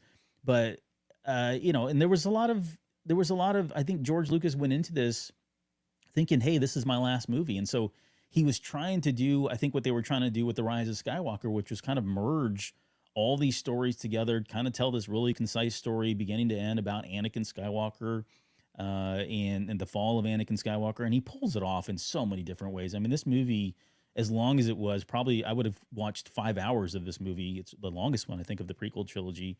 And we got better performances, I think, especially from like Hayden Christensen, who I think took a lot of flack for Attack of the Clones. He comes back in full force, no pun intended here. The CGI stuff was great. We got the epic battle with them at the very end that we had always read about and heard about on this mysterious lava planet of Mustafar. I don't remember. I don't even think they gave it a name back then, but we knew that battle had happened between Kenobi and Vader, and we finally got to see it on action. And I think for me, it blew away all my expectations. I never thought I would see that particular fight scene the way we did. Yoda versus Palpatine was again another epic moment. I mean, it's just on and on. There's so You just many. want me to start all the goods? Go ahead, 'Cause start it. Yeah, you're just kind of going through all of them already. I know, but even like the opening. Do we have the opening on here as the good? Like that first opening sequence of Still one of my flying through favorite the battle. Still one of my favorite moments of the soundtrack. The military type of march going into that opening sequence is still one of my favorites. Yeah, it was crazy. I mean, there's just so many good. There's so many good stuff about this particular one. But yeah, starting with the birth of Darth Vader. Like this was, we got to see it. Got to see the origin of Darth Vader. We got to see why he was more, machine than man. Not at all what I expected. The way it was going to go. But I don't know. It's still one of my favorite movies, honestly, from all of 9 movies, to be fair. But I don't know if I want to say it's probably in my top 3 for sure. Maybe my top 2. I don't know. It kind of varies for me. But what else for you, I guess, on the good? Yeah, I expected this to be number 3 because I was like with you, this is usually one of the ones that surfaces in. And we'll talk a little bit why the number 3 is where it's at maybe. But Birth of Darth Vader, I mean, this is something we wanted to see. I think what makes this movie so popular, though, is because this was finally the culmination of all the things that we had expectations set beginning back to Phantom Menace. Yeah. We didn't expect to start that far back in Anakin's journey. And so this movie finally delivered on all the things that we expected to deliver. And I think it did a really solid job doing all of that. Sometimes excellent, sometimes okay, but overall well above average to very good, right? In just all the different ways, which is why it resonates so well with people. And it did feel satisfying. Kenobi versus Vader, though, I mean, this is one of my favorite scenes. You were my brother, Anakin. I loved you. The emotion that Ewan McGregor puts into that quote, into what he's saying as he's watching his best friend, his brother, burned to death, I think, in his mind, expecting him to die, is still probably one of my favorite acted moments in all of Star Wars, regardless of era, movie, whatever, episode. That doesn't matter. It's just one of my favorites. And we absolutely fell in love with these two characters because of all of the dissonance and all of the struggles that they had finally all came to a boil. And an epic battle scene, but an even more epic conclusion to their story, at least what we thought in this moment. Yeah. I want to talk about Order 66. This is it certainly hits hard the first time you witness this. And again, I want to go back to the movie experience. Like the theatrical experience for this was just like, you can't even put words into what this was like. Because a lot of us thought this was it. This was the last Star Wars movie we're ever going to get. I think George Lucas, like I said, went into it with that same way.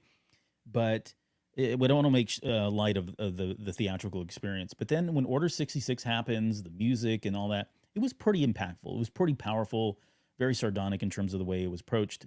Then we get this little thing called the Clone Wars.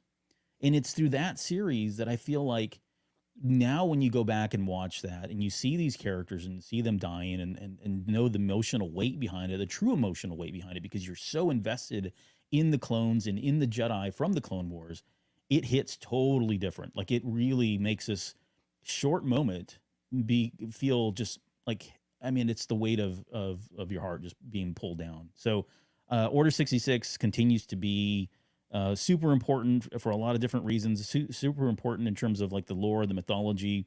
Even to this day, we're still finding characters that survived and all the repercussions and seeing the aftermath of the Galactic Empire coming into power.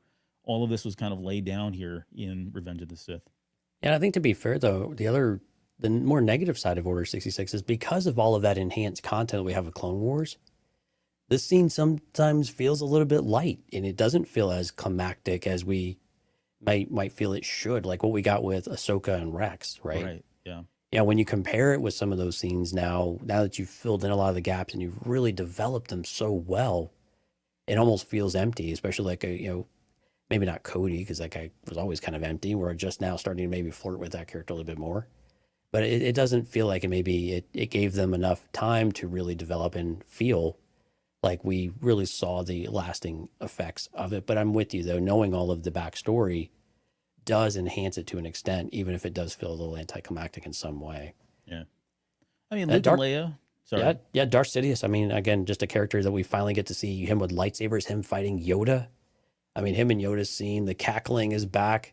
The lightning, how he became so disfigured, getting those, getting all of those beads, the just unveiling himself to Anakin. The opera scene we have in here too is just all linked with all of this too, right? It's just Ian McDiarmid just captures everything so perfectly. I mean, he's just an amazing stage actor, and what he did with these characters. And there's a scene that's already been mentioned in the comments we'll talk about here in a minute that's maybe a little bit of a letdown again, but again, from an overall character portrayal, the menacing, the sinister side, the duplicitous nature, the goading, it all starts to come out. The Emperor is born, you know, and it's just fantastic to finally get this. Yeah, I mean, Ian McDiarmid's like a showcase in this movie, beginning to end, right? So Luke and Leia, I mean, there's not much to say here other than it's just the birth of Luke and Leia finally getting this. I mean, we really got to witness the actual birth of those characters, certainly iconic, and the way it ends and kind of leads into episode 4 and us feeling like, wow, this is a perfect way to connect episode 4 to episode 5. And then Rogue One came around and said, no, I've got to, let me, hold my beer kind of thing. But then we also got the soundtrack beginning to end. This is like arguably one of the best soundtracks. There's so many good moments, so many good pieces that John Williams, and it just feels like everybody at every level was kind of putting everything they had into this. Like, this is it. We're done. We're not going to do any other movies. And it kind of feels that way. And then the last thing was just the high ground. And I have this kind of as a joke because it's a meme and it continues to play out. It's a song. It's a song. It's just, still probably one of my favorite Star Wars parody songs. Yeah. But I have the high ground, Anakin. Right. So it's there for fun. Okay. The bad. And I think you've already kind of alluded to this one. Yeah. Windu dying. Windu dying? No, he's alive. So this scene, like, I have a hard time with the Windu Sidious scene. It's a lot of close-ups. It's a lot of tight shots when they're fighting. And I get they're trying to mask, I think, a lot of the choreography that just probably couldn't be done. And I really wonder, why wouldn't they have just gotten other younger actors to portray this and CGI their face, kind of like we do today? Maybe that technology it's what they did with Dooku, right? Well, they did it. I honestly think they did it at some point during the Anakin Kenobi. It wasn't much because a lot of it was them, and we know they trained for days and hours on end for that final fight scene. But I think there were some moments in there where they did kind of enhance the battle with CGI. But this one this feels a little rough when you watch it, and you think like you've got arguably Mace Windu. Of course, this is like Legends, and now we know more than we did at the time. But I mean, he is like the master of lightsaber combat. When it comes to the Jedi, there was nobody close to him. He was like the highest up there. On the dark side, I don't know. I guess you could argue Dooku was supposed to be that person, but he already had lost his head. But Sidious was no slouch either. I mean, he took on Darth Maul, Savage Opress easily without really a whole lot of effort. So you got two people like at their prime in terms of lightsaber marksman or craftsman, right, or whatever that word is, saberman, and the battle was just kind of, it just fell short for me. So, I mean, I get it. I understand why. I would have hoped that battle, I wish that battle would have been a little bit more exciting and faster paced, and it didn't feel so lethargic or even pedestrian at times. Sure. And I think Rob probably agrees with you because he was calling out the scene before that where Sidious takes out all of the best Jedi in less than a minute, really less than like 15 seconds. It was very quick. It was very unceremonial. It did not feel special at all. And so I think this was, again, a missed opportunity. You understand why they did that for all of the different reasons, time, everything else. But it would have been nice to see Kit Fisto and company actually feel like they were good Jedi masters, like they were, right? And granted, we know we want to accentuate how powerful Sidious was. Yeah. And maybe they didn't anticipate some of this, but when a Sith Lord is, popping lightsabers out of his robes and jumping at you, and you've already got your lightsaber drawn, you expect a bit more of a challenge, not just falling and dying and stuff like Kit Fisto did. So again, I'm with Rob on this one. It was tragic that this wasn't developed more, but you can understand logically why that was, especially if you wanted to get to more of a Sidious Windu fight, right, and get straight to the Anakin aspect of that too, right? Exactly. It wasn't the focus, and that's not lost on us. But at the same time, it doesn't mean we can't be disappointed by it. We can't be. Yeah, exactly. And then I put Kashyyyk on there because I felt like there was an opportunity here to really kind of give us more about Wookiee culture and Kashyyyk, and we got a lot of that.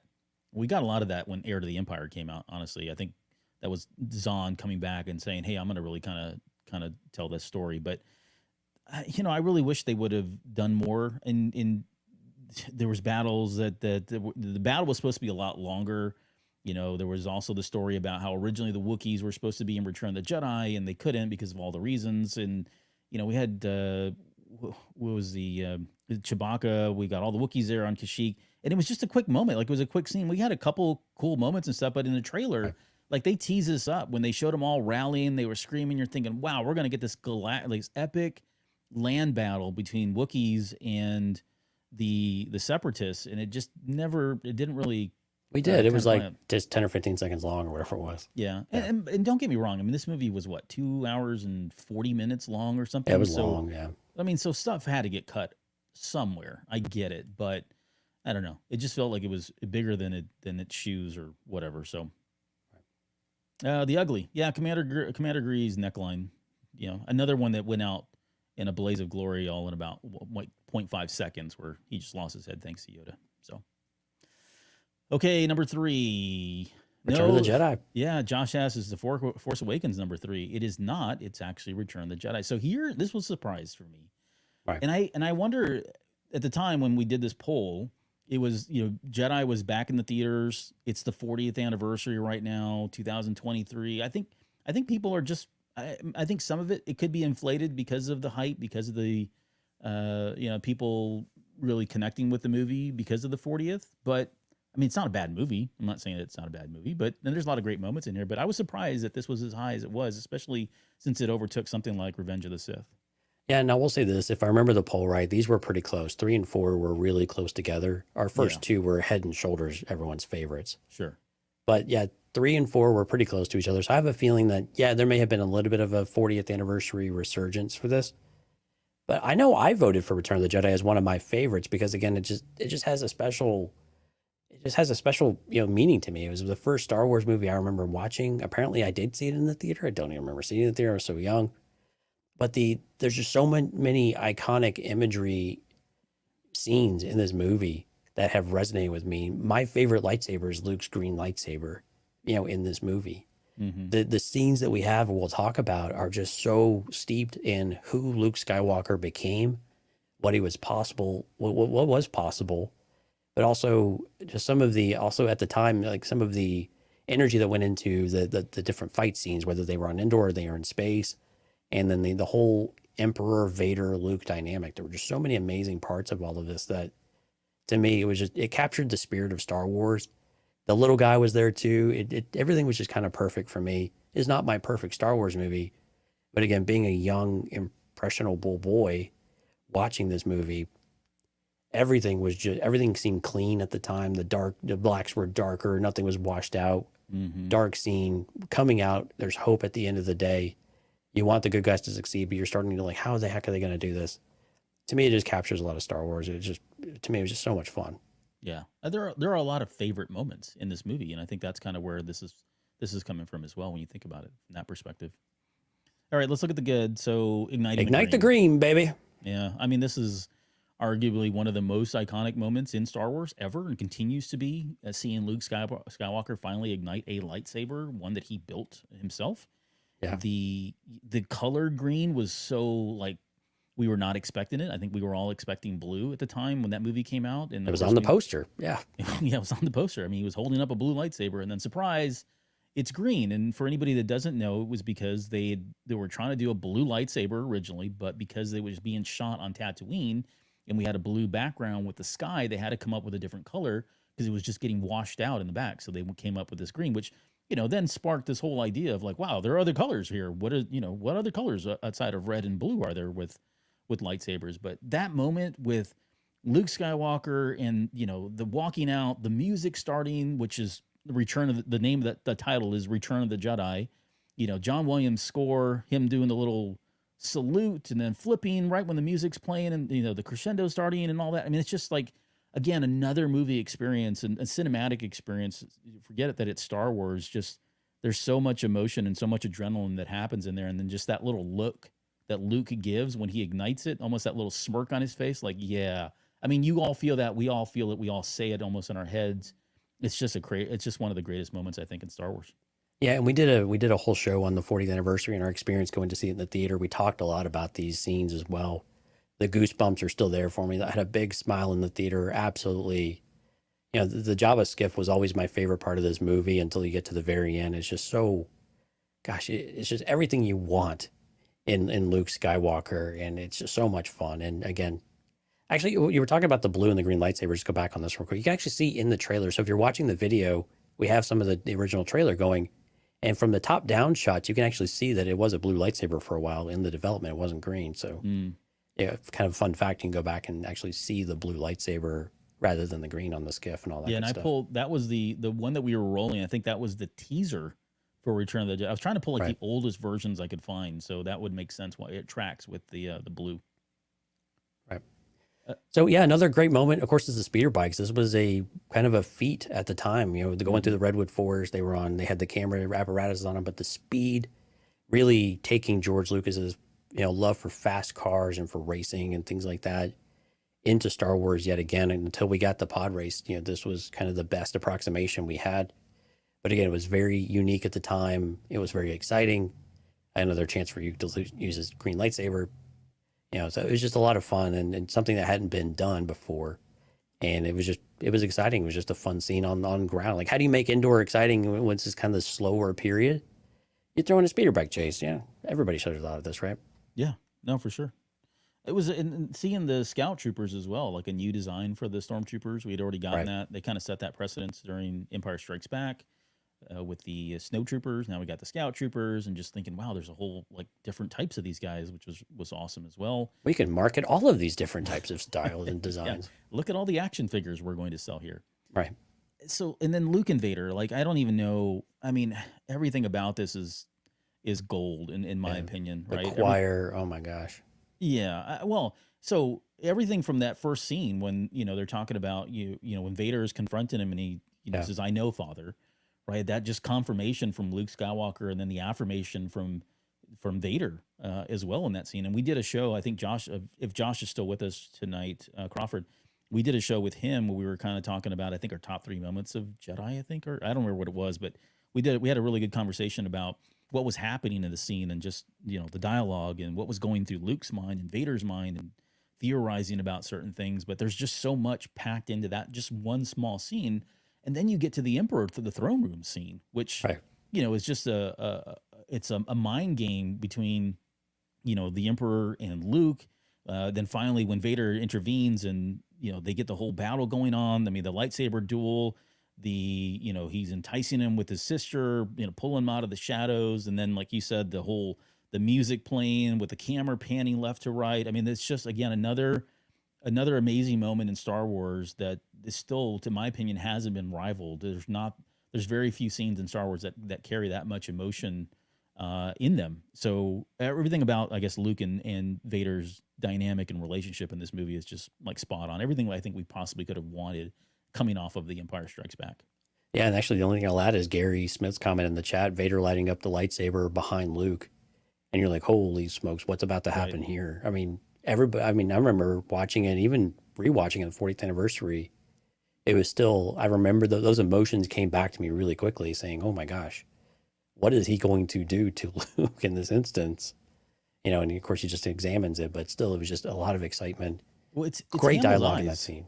Sorry, great dialogue for sure. But it's Hamill's eyes. Like if you look at it, he gives like a very quick look almost behind his shoulder. Like That fear, it Yes. just resonates without him saying a word. oh yeah, it's transferred off the film right into yourself every time that happens. Like, whoa. So you can't help but feel that when it happens. And then of course we got Anakin's return at the very end, the title of the movie is Return of the Jedi. Surprise, it's Anakin Skywalker. That's who they're talking about here. Right. And it just, even if it's a short moment, just that whole piece of it. We recently talked about this in the 40th anniversary. I don't like the no when he picks up the Emperor. I don't understand. I mean, I get why they added it in there because they're tying it back to Revenge of the Sith and all that. But I just, like, they could have, I really wish they would have just left that out. I hate it. I don't like that. For me, it spoils that moment of him screaming no when he picks up the Emperor. But Right. other than that, I was happy with Anakin's return. Right. Yeah, and then of course Palpatine's game. I mean, goading Luke the entire time is just pure Darth Sidious, Emperor Palpatine. the overconfidence. He's thought of everything. Everything's proceeding as I've foreseen. Mm-hmm. This is your destiny. You know, like you, like your father, are now mine, right? I mean, just Ian McDiarmid, the delivery of the lines here, absolutely perfect. The cackling on full display. And then at the end of the day, the Force lightning and something new that we had no preparation for. Yoda tells Luke, you know, do not underestimate the Emperor. And that didn't make a whole lot of sense. It's like, okay, well, maybe he's Force sensitive. Okay, sure. And then we get flavors of that throughout this movie. But we had no idea that that was a thing, that Force lightning could be, that you could manifest lightning out of your fingers, and that it was the purest form of the dark side. Right. It was absolutely fantastic. I mean, and you really did feel threatened for Luke. What would it take to get Vader to make the change? His son, his only living blood that, you know, he knew, at least, you know, that he never met. One opportunity to hopefully make things right, but it almost took his death in order to do that, to get Vader to make a different decision. But it had to be something really dramatic, and the Force lightning and the blue sparks and everything else. Mark Hamill's performance while doing that, you know, Father, please. Absolutely wonderful. Yeah. And visually, pretty impressive too. Absolutely. The skull on Vader's mask when Yeah. he picks him up. I mean, seeing the X-ray was great. Yeah. They've got a figure they're making. Somebody's making one right now that has that moment. They've made them before. Yeah. Have they? Okay. Yeah. Yeah. All right. And then I have this as another funny, but it's a trap. It's a trap. Again, another meme that continues to be used day in and day out in everyday society now. All right, let's get to the ugly. And then I called it Fett's Folly. That's accurate. Yeah, I mean, and I won't belabor this one, but I really wish they would have done more with Boba Fett. And I think I said this. I think we were talking about it during the 40th anniversary breakdown. Like, I would have wished if you could go back and redo a scene or something. Yeah. I would have at least given Boba Fett a fighting chance. Like, had Lando and Han, and even because Han's not really in this because he still can't see, right? So maybe some kind of a battle, even if it's just a few moments of him fighting both Lando and Chewbacca before, you know, you can still even have Han turn around and hit him with the backpack, because they've already established that as a thing in the Clone Wars, and that's just what happens to Mandalorians, right? Sometimes, unfortunately, but just wish they would have done more than had him go out the way he did. And I think they've tried to right that wrong in, of course, the book of Boba Fett, and, you know, whether you like that or the take or not, at least they've done that. So I guess everything's fine now. We're all fine now here. How are you? But I wish they would have at least done more during the original release. I just felt like he went out too easily. Yeah, we don't have it listed here. The other bad that we had talked about when we did the May the 4th Be With Y'all show was that some of the effects haven't aged as well.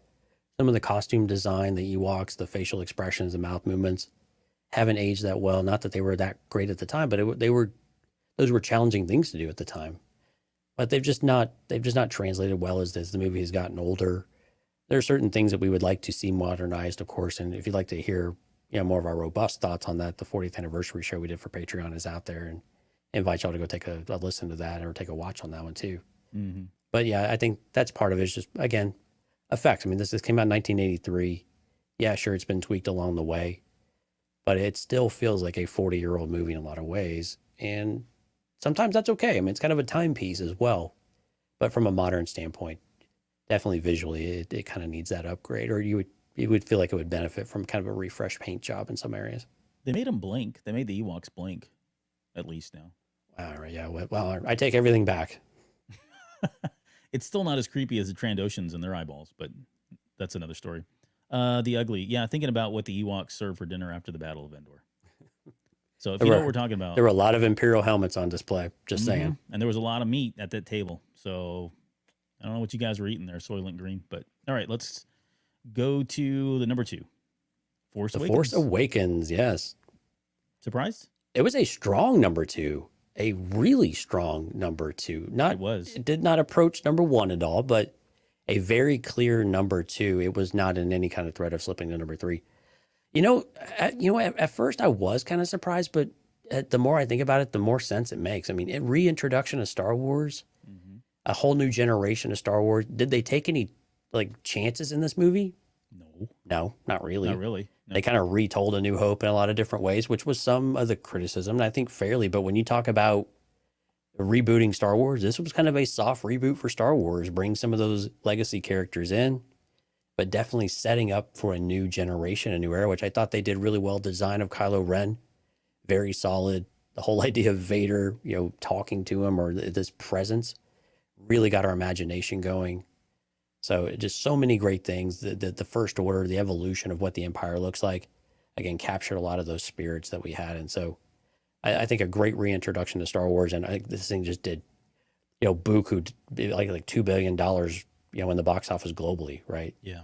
So, and it's still one of the top movies of all time globally for box office. So clearly still a favorite, and it's very well thought of. And I think we'll just probably get stronger over time in many ways. And kind of the way that we're looking at it. What about you? What were kind of stand out, maybe not the positive things, but why do you think this ranked so high?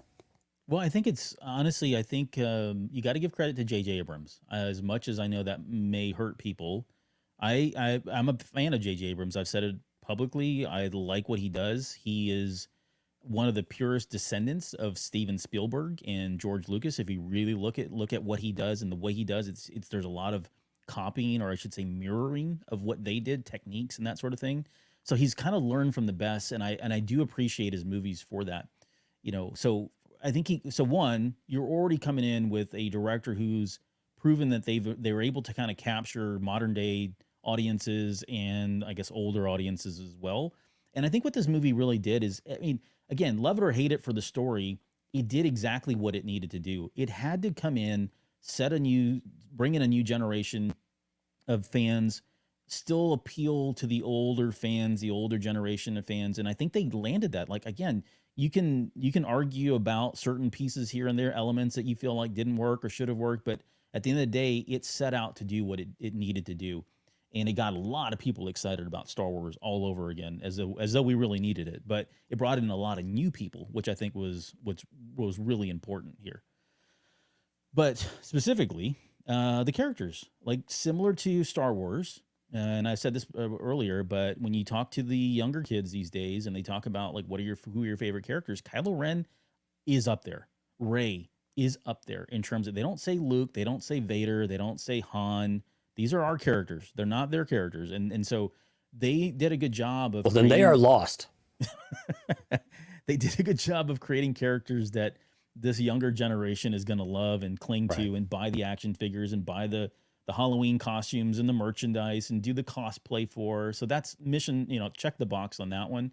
But they also gave them some pretty good depth too, I think. Now, there were some missteps. I'm not saying there wasn't, and that kind of speaks to that overall, not planning the sequel trilogy in the best way. You could talk about Finn's character and kind of where that went, and certainly where they kind of set it up to be and where it landed. Rey's in there probably as well.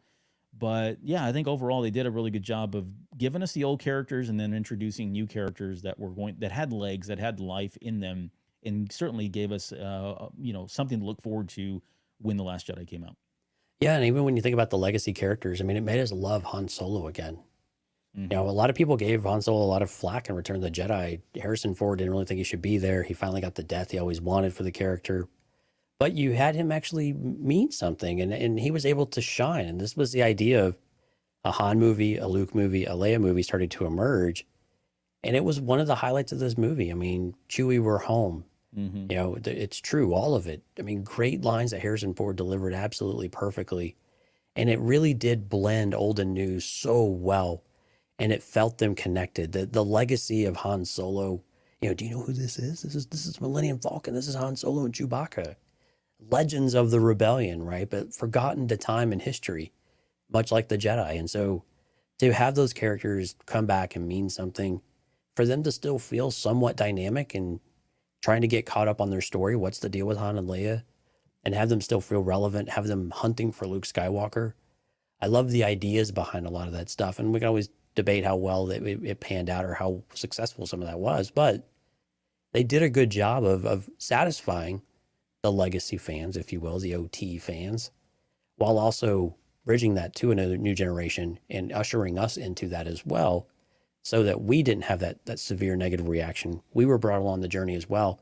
And I think that's one of the major accomplishments of why this made so much money and why it still shows up as number 2 even to this day. Yeah, and credit to Kathleen Kennedy. Like when they set out to get writers, you talked about the Han Solo thing. Like she pulled in Larry Kasdan. He was one of the main writers, and so when you Yeah. talk about this being like a Han Solo movie and that whole, I mean, You gotta who have else the are you gonna Kasdans. get? Yeah. Right? You got to have the Kasdans in there. So that's kind of why I feel like that really was as powerful and as strong as it was. We talked about the blending of the old and new, I think, already. Let's talk about some of the other stuff. I mean, again, this stuff seems kind of superficial or on the surface, but just the introduction of the cross-hilt saber, that trailer when Kylo Ren, who we didn't know who he was at the time, is walking through the snow and then he lurched over and then ignites a lightsaber. I mean, that just, take my money, right? You want Right. to see what the origin of that is, and it was a very different take. You could argue whether or not it's practical or not to have a cross-hilt lightsaber, but there was enough there to certainly entice people and get them excited about it. Snoke, I know people have already kind of thrown some comments in here. This went on for years, right? Literally about who Snoke was and was he as tall as he was, and could we believe him at face value about how old he was, and how did he come to power, and Luke Skywalker's around, so how did that happen?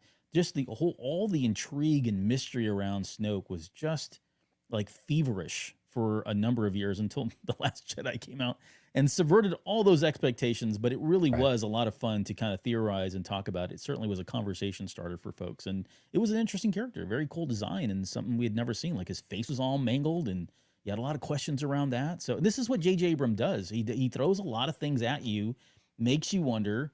I've talked about this rattlesnake in the mailbox. He does the mystery box stuff. This is what he does. He's good at laying down this stuff. Not the best track record of picking these pieces up, but man, he gets you thinking about a lot of different things, which is always fun. So it was a good way to start. Yeah. Another positive about this one was the pacing. This Yeah. brought Star Wars into modern pacing and a modern storytelling, visually, story, pace setting, as well as this lineage to the past and bringing it all together and giving us something that a new generation of moviegoers and movie watchers and younger kids could digest. And they would still do it over the course of 2+ hours, but at the right pacing that made sense for them to be able to consume that. And so again, a new generation of movie making with Star Wars, a very different feel than George Lucas's movies in many ways. But again, that link to the past still working, as well as keeping the movie feeling like it's moving along and it's not getting too slow. And I think that's why this movie probably works, because one of the negatives, and we have Starkiller Base as a positive on here, many people will view Starkiller Base as a negative, right? Because it didn't feel like an original story. Mm-hmm. The difference why, the reason why this movie is so popular, even though it's so much like A New Hope in many ways, is because of that pacing. It keeps moving in the direction. You don't linger. You don't sit around. You just keep moving, and everything, you just constantly feel like you're moving towards the destination, which I think is why it's still so popular, even though the story wasn't necessarily as original as maybe some people were hoping for after so many years off. Well, I had Starkiller Base on there because, again, not original. It was just another Death Star, but there's something about it for me personally when I know now that it was Ilum, Yeah. that just makes it feel different. So, and I know that's not at all what most 90% of the movie going folk were looking for in Starkiller, but even just the way it was used too, when it destroys the Hazian Prime system, and that was a different take. Like it wasn't just destroying one planet; it was destroying like multiple. So yeah, the fragmented super mass weapon of destruction. It's just incredible. Yeah, and we didn't talk about John Williams' score, but that moment is really good music. That's kind of or laid down right on. Yeah, top Ray's of that scene. Ray's theme is still a favorite for a lot of people. For sure. Yeah. Yep. The bad. All right. So I don't even. I mean, this one is a good movie in my opinion. It's really hard to poke holes in a lot of stuff outside of the original themes, but it's just, again, it's the lack of storytelling, and we didn't know it at the time, right? We watched this movie and felt like, hey, this is freaking amazing, and can't wait to see where this goes. But the reality was, it just it's a dead horse. I don't want to keep eating it, but it just, there wasn't a whole lot of a plan. I wish they would have sat down and just laid it all out, beginning to end. Yeah, and again, the originality of the story, a fair criticism to say it's very similar to A New Hope. Fair enough. And so I think from that respect, it's hard to blame. It's hard to lay a bat on this one for what came later, because I think J.J. Abrams did exactly what was expected of him and what they wanted, and did a good job of that, saying, hey, I gave you a great story. Yeah, kind of like A New Hope, it all wraps up. Now you can launch pad from here. Everything is established. That was the point of this movie. Get established, give you some characters, give you some conflict, give you something to build from, and then take it another direction. So I don't really lay that as a negative for Force Awakens, but I will say that the lack of originality of that, even though this was rather intentional, does not always sit well with people. And so sometimes I think that's probably what's keeping this from even getting more first place votes or maybe approaching that first place target. Not like it was close, but it still felt like that would have been an opportunity. Mm-hmm. The Ugly. Mm-hmm. I honestly don't understand this. Maz Kanata's advances. Maz needs love too, man. I don't know how many times I got to say it, but why can't she have some Wookiee love? If Peli Motto can have some Jawa love, why can't Maz have some Wookiee love? Yeah, not a favorite of mine. All right, next slide. Next slide, please. All right, number 1, shocker. Empire Did not Strikes see Back. this coming. Yeah. It's, I don't know what to say. Like you'll see it on the slide here. I don't even know there's no bad in my opinion with this movie at all, but it is, it is continues to be like considered the best Star Wars movie. It's usually the favorite. It's always in the top 3, top 2. It's usually the top 1 in just about every kind of ranking that you can possibly think of. Right. And it still holds up. There's so many great moments, and we could spend again, similar to A New Hope, we could probably spend an entire hour just talking about all of the positives of this movie. But coming off of the A New Hope and coming in 1980, right? The expectations were certainly high for this movie and the sequel. There was a lot of hype behind it. The figures were selling like hotcakes at this point. But it delivered. I mean, it delivered on every single possible way, and all leading up to that, iconic moment where we learned that possibly Luke Skywalker is Darth Vader's son. And, how do you top that, right? In terms of like a movie experience and leaving people, this is before the internet too. Like you had to wait 3 years with no way of communicating with other people, other fans. So the fever that we got to when we got to Return of the Jedi in '83 was certainly palatable. But yeah, it was all by magazine right back in the day. You had to go buy it off the shelf or have your subscription or whatever it might have been. You had to wait for it and continue to wait for it. The really interesting thing about Empire Strikes Back is for it to be everyone's or many people's favorite movie and considered the best Star Wars movie in general. It's the second lowest grossing of all of the Star Wars of the Skywalker Saga movies. I mean, second last. I mean, Return of the Jedi is the bottom. But again, this is also back when trilogies or sequels rather usually did considerably less than their original counterparts. And that's still a trend that continues today for the most part. Right. There are some that do buck that trend a little bit, but it was such a severe drop that it's really surprising that maybe it shouldn't, because people this is more of like an artsy type of film, right? Where Irvin Kershner is brought in, you have a lot of great directing going on, a lot of powerful moments, learning of the Force. You really start to expand your knowledge of this universe. That doesn't always resonate with people who just want to go out there and have a fun action flick, right? Even though we start that way, it has a long exposition middle, right? So you can understand some of that. But I'm with you. And again, just to talk about some of the good here, everything about this movie is good. It's more than good. As I used to say on the Thirsty Patron stuff, it's Empire Strikes Back good, because that's the pinnacle of good. Right. It's not great. It's not good. It's great. It's amazing. It's Empire Strikes Back. Everything about this movie is awesome. The puppetry with Yoda, that Mark Hamill and Yoda had that chemistry with a puppet, is just absolutely phenomenal. Hoth, a battle in the snow, Albert. A battle in the snow. Unheard of, technically. But then for them to pull it off and them actually improve on this in the special editions is still one of my favorite. I would just sit in front of the TV with Lego or any other constructing building blocks, and I would just have this on repeat. Between this and like the original Batman movie, like the 60s Batman movie, Adam West. Wow. Yeah, definitely. Like those two movies were on just repeat, and I would just sit in front of the TV with Lego the entire time, building everything I saw on screen. And it was just that was how I wanted to spend my days as a kid. Yeah. Yeah, I don't this is a special movie for me.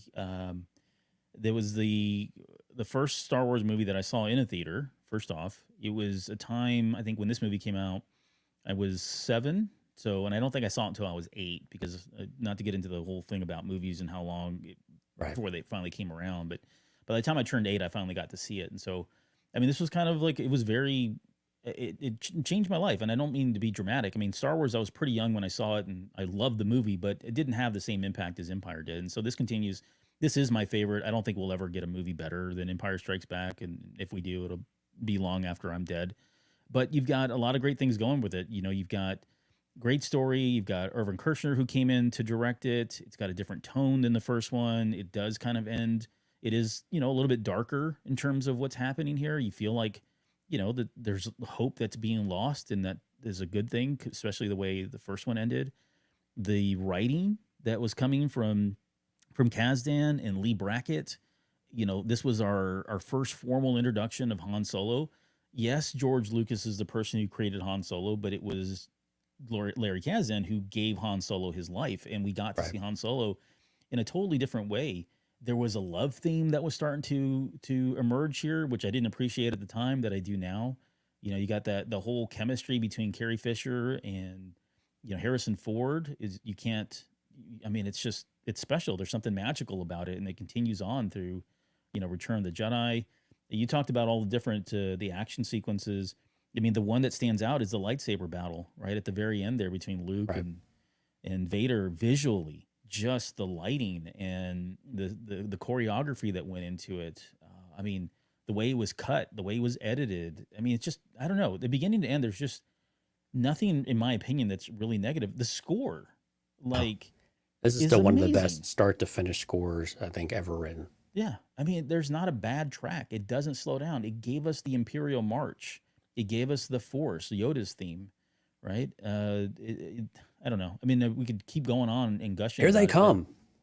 Fantastic sequence of music. The asteroid sequence, right? Yeah. That particular piece, we can all hum that moment in that particular part. So yeah, I mean, it just beginning to end, I think it does a really good job, and it never slows down. I mean, even with the exposition that's kind of happening throughout and the buildup, there's enough going on that just keeps you wanting to see what happens next, right? It's kind of similar to, in my opinion, to The Force Awakens, like you mentioned, where it just doesn't stop. It just keeps going, and it feels like it's going to get slow and it's going to get bogged down.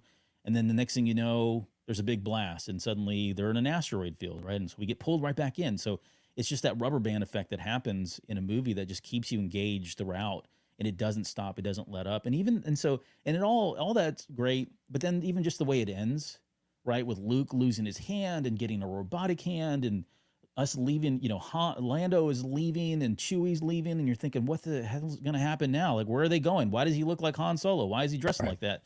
And you've got Luke and Leia standing there, and that last shot as they're panning away, you see the galaxy at large, and there's just like so many questions that are left, and it just ends so perfectly, in my opinion, and it's certainly set up for the success of Return of the Jedi at that point. Yeah, and maybe the only thing I'll add to that is really good dialogue in this movie. Yeah, I mean, I love you, I know, so many quotable moments. No, I am your father, the most misquoted moment in all of cinema history, probably. Mm-hmm. But also just great dialogue everywhere. Again, the dynamics that you were talking about between Han and Leia finally developing, Luke coming into his own as a Jedi. It's just really, you know, size matters not, you know, do or do not. There is no try. I mean, this is a movie quote-a-thon. It's like right up there with like Rocky Horror, you know, when just quotable moments. These are these moments you live, or these movies that you live for, just to be able to sit there and quote with a bunch of friends. Yeah.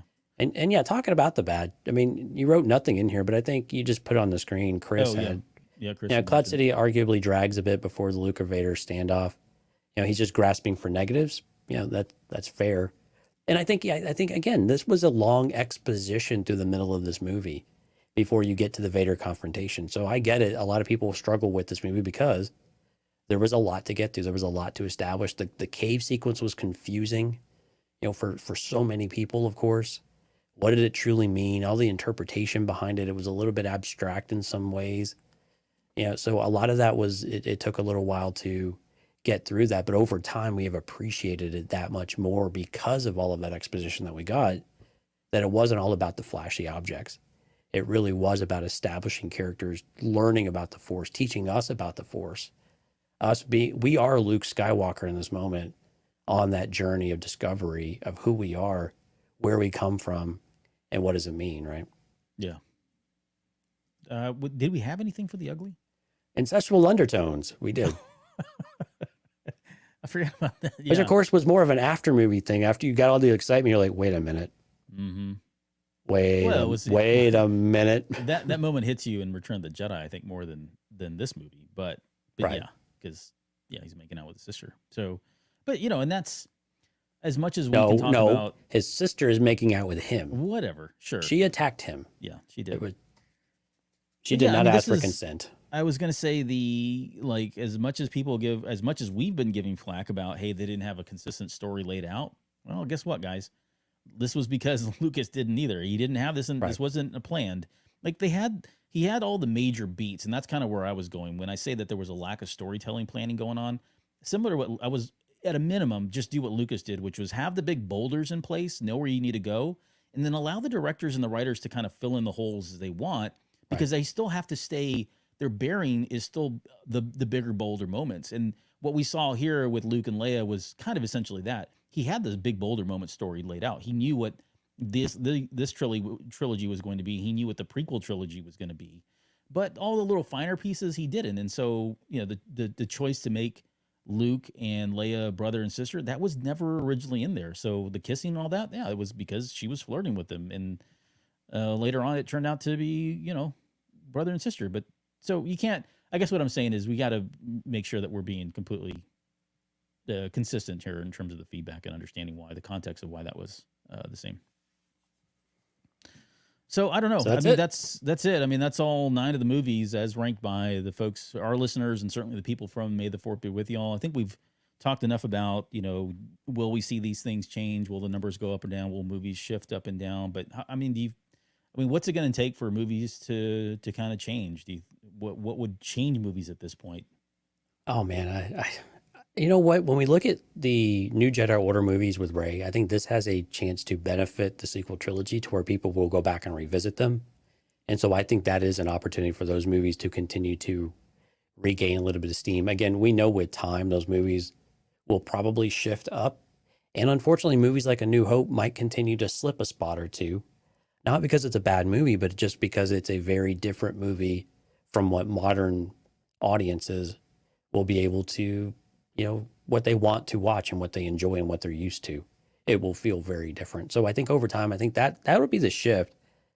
I don't know if the top will move a whole lot. I think Return of the Jedi has the opportunity to slip more than it has, because even we talked about this in the 40th, our experience with the 40th is that there are certain aspects that still don't hold up quite as well, but that's more of just something that plagues the original trilogy in general. So when I look at the landscape, though, I think the prequels will probably settle a little bit more, a little bit higher.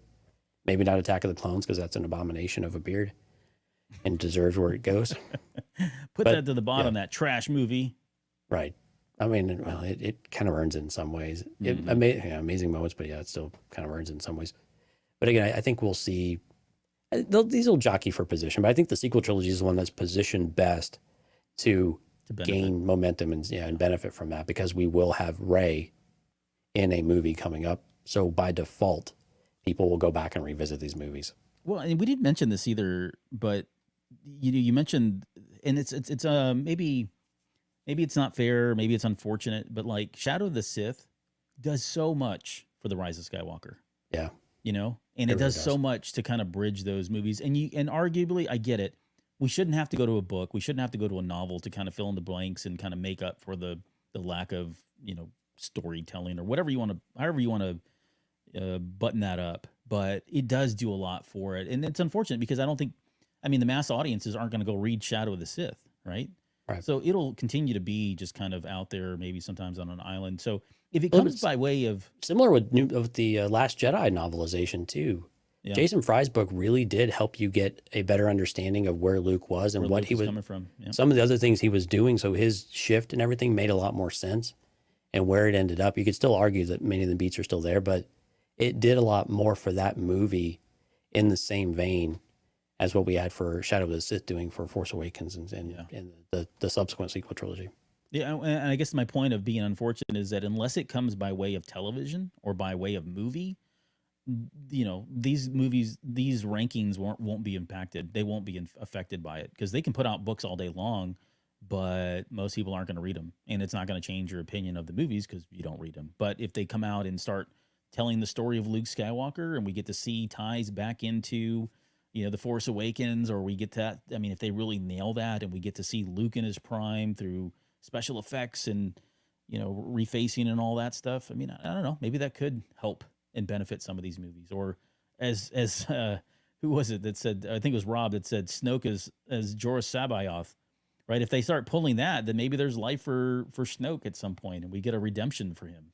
Do not encourage him. So dear on the audience. in hour 3, we're going to talk about how they can make Heir to the Empire a reality.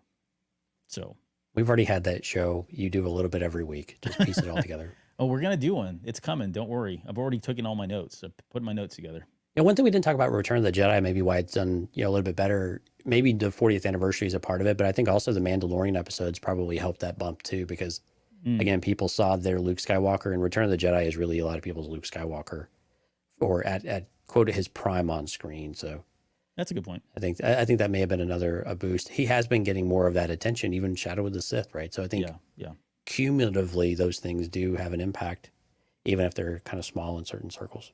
Yep.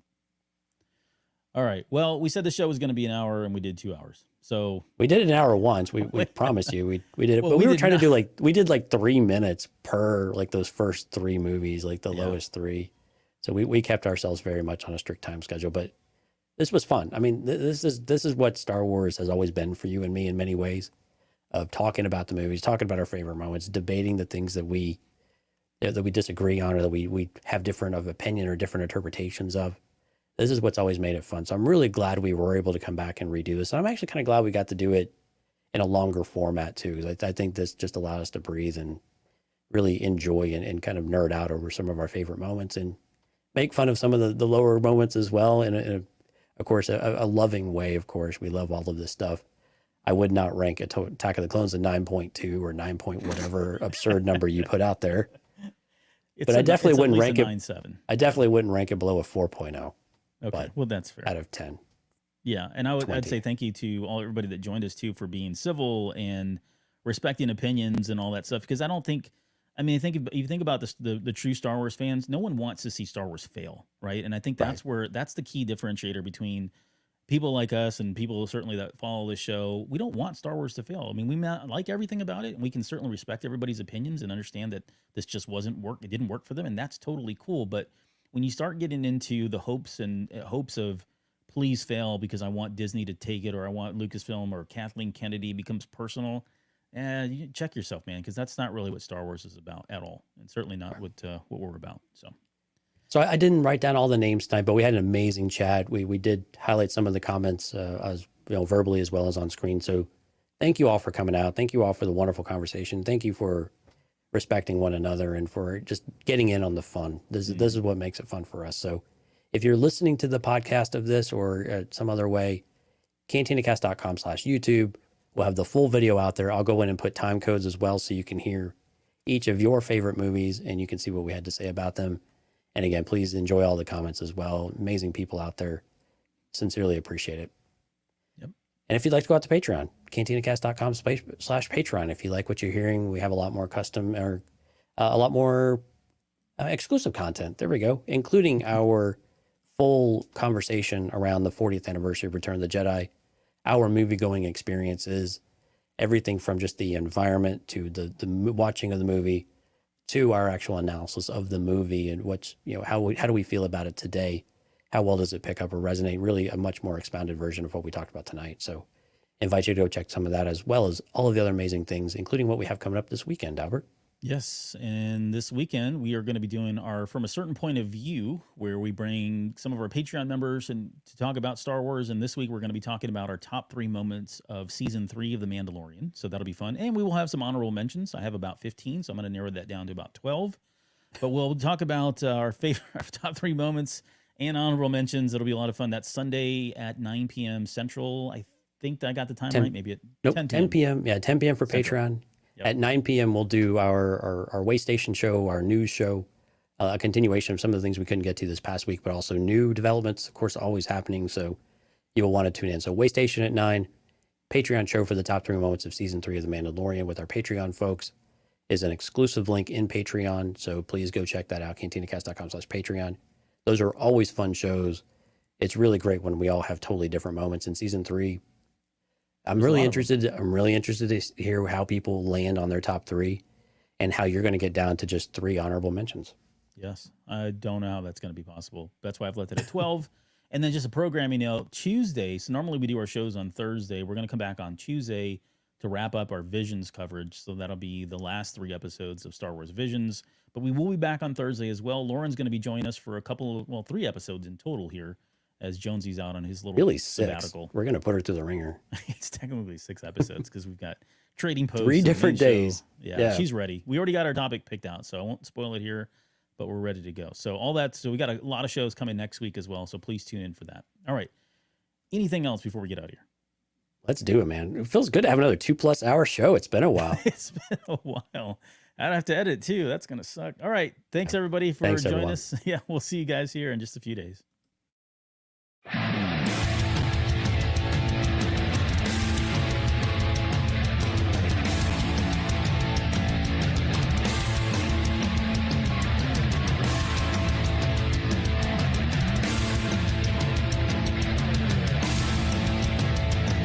You're still listening? Wow, that's amazing. Well, I'm here to give you the disclaimer.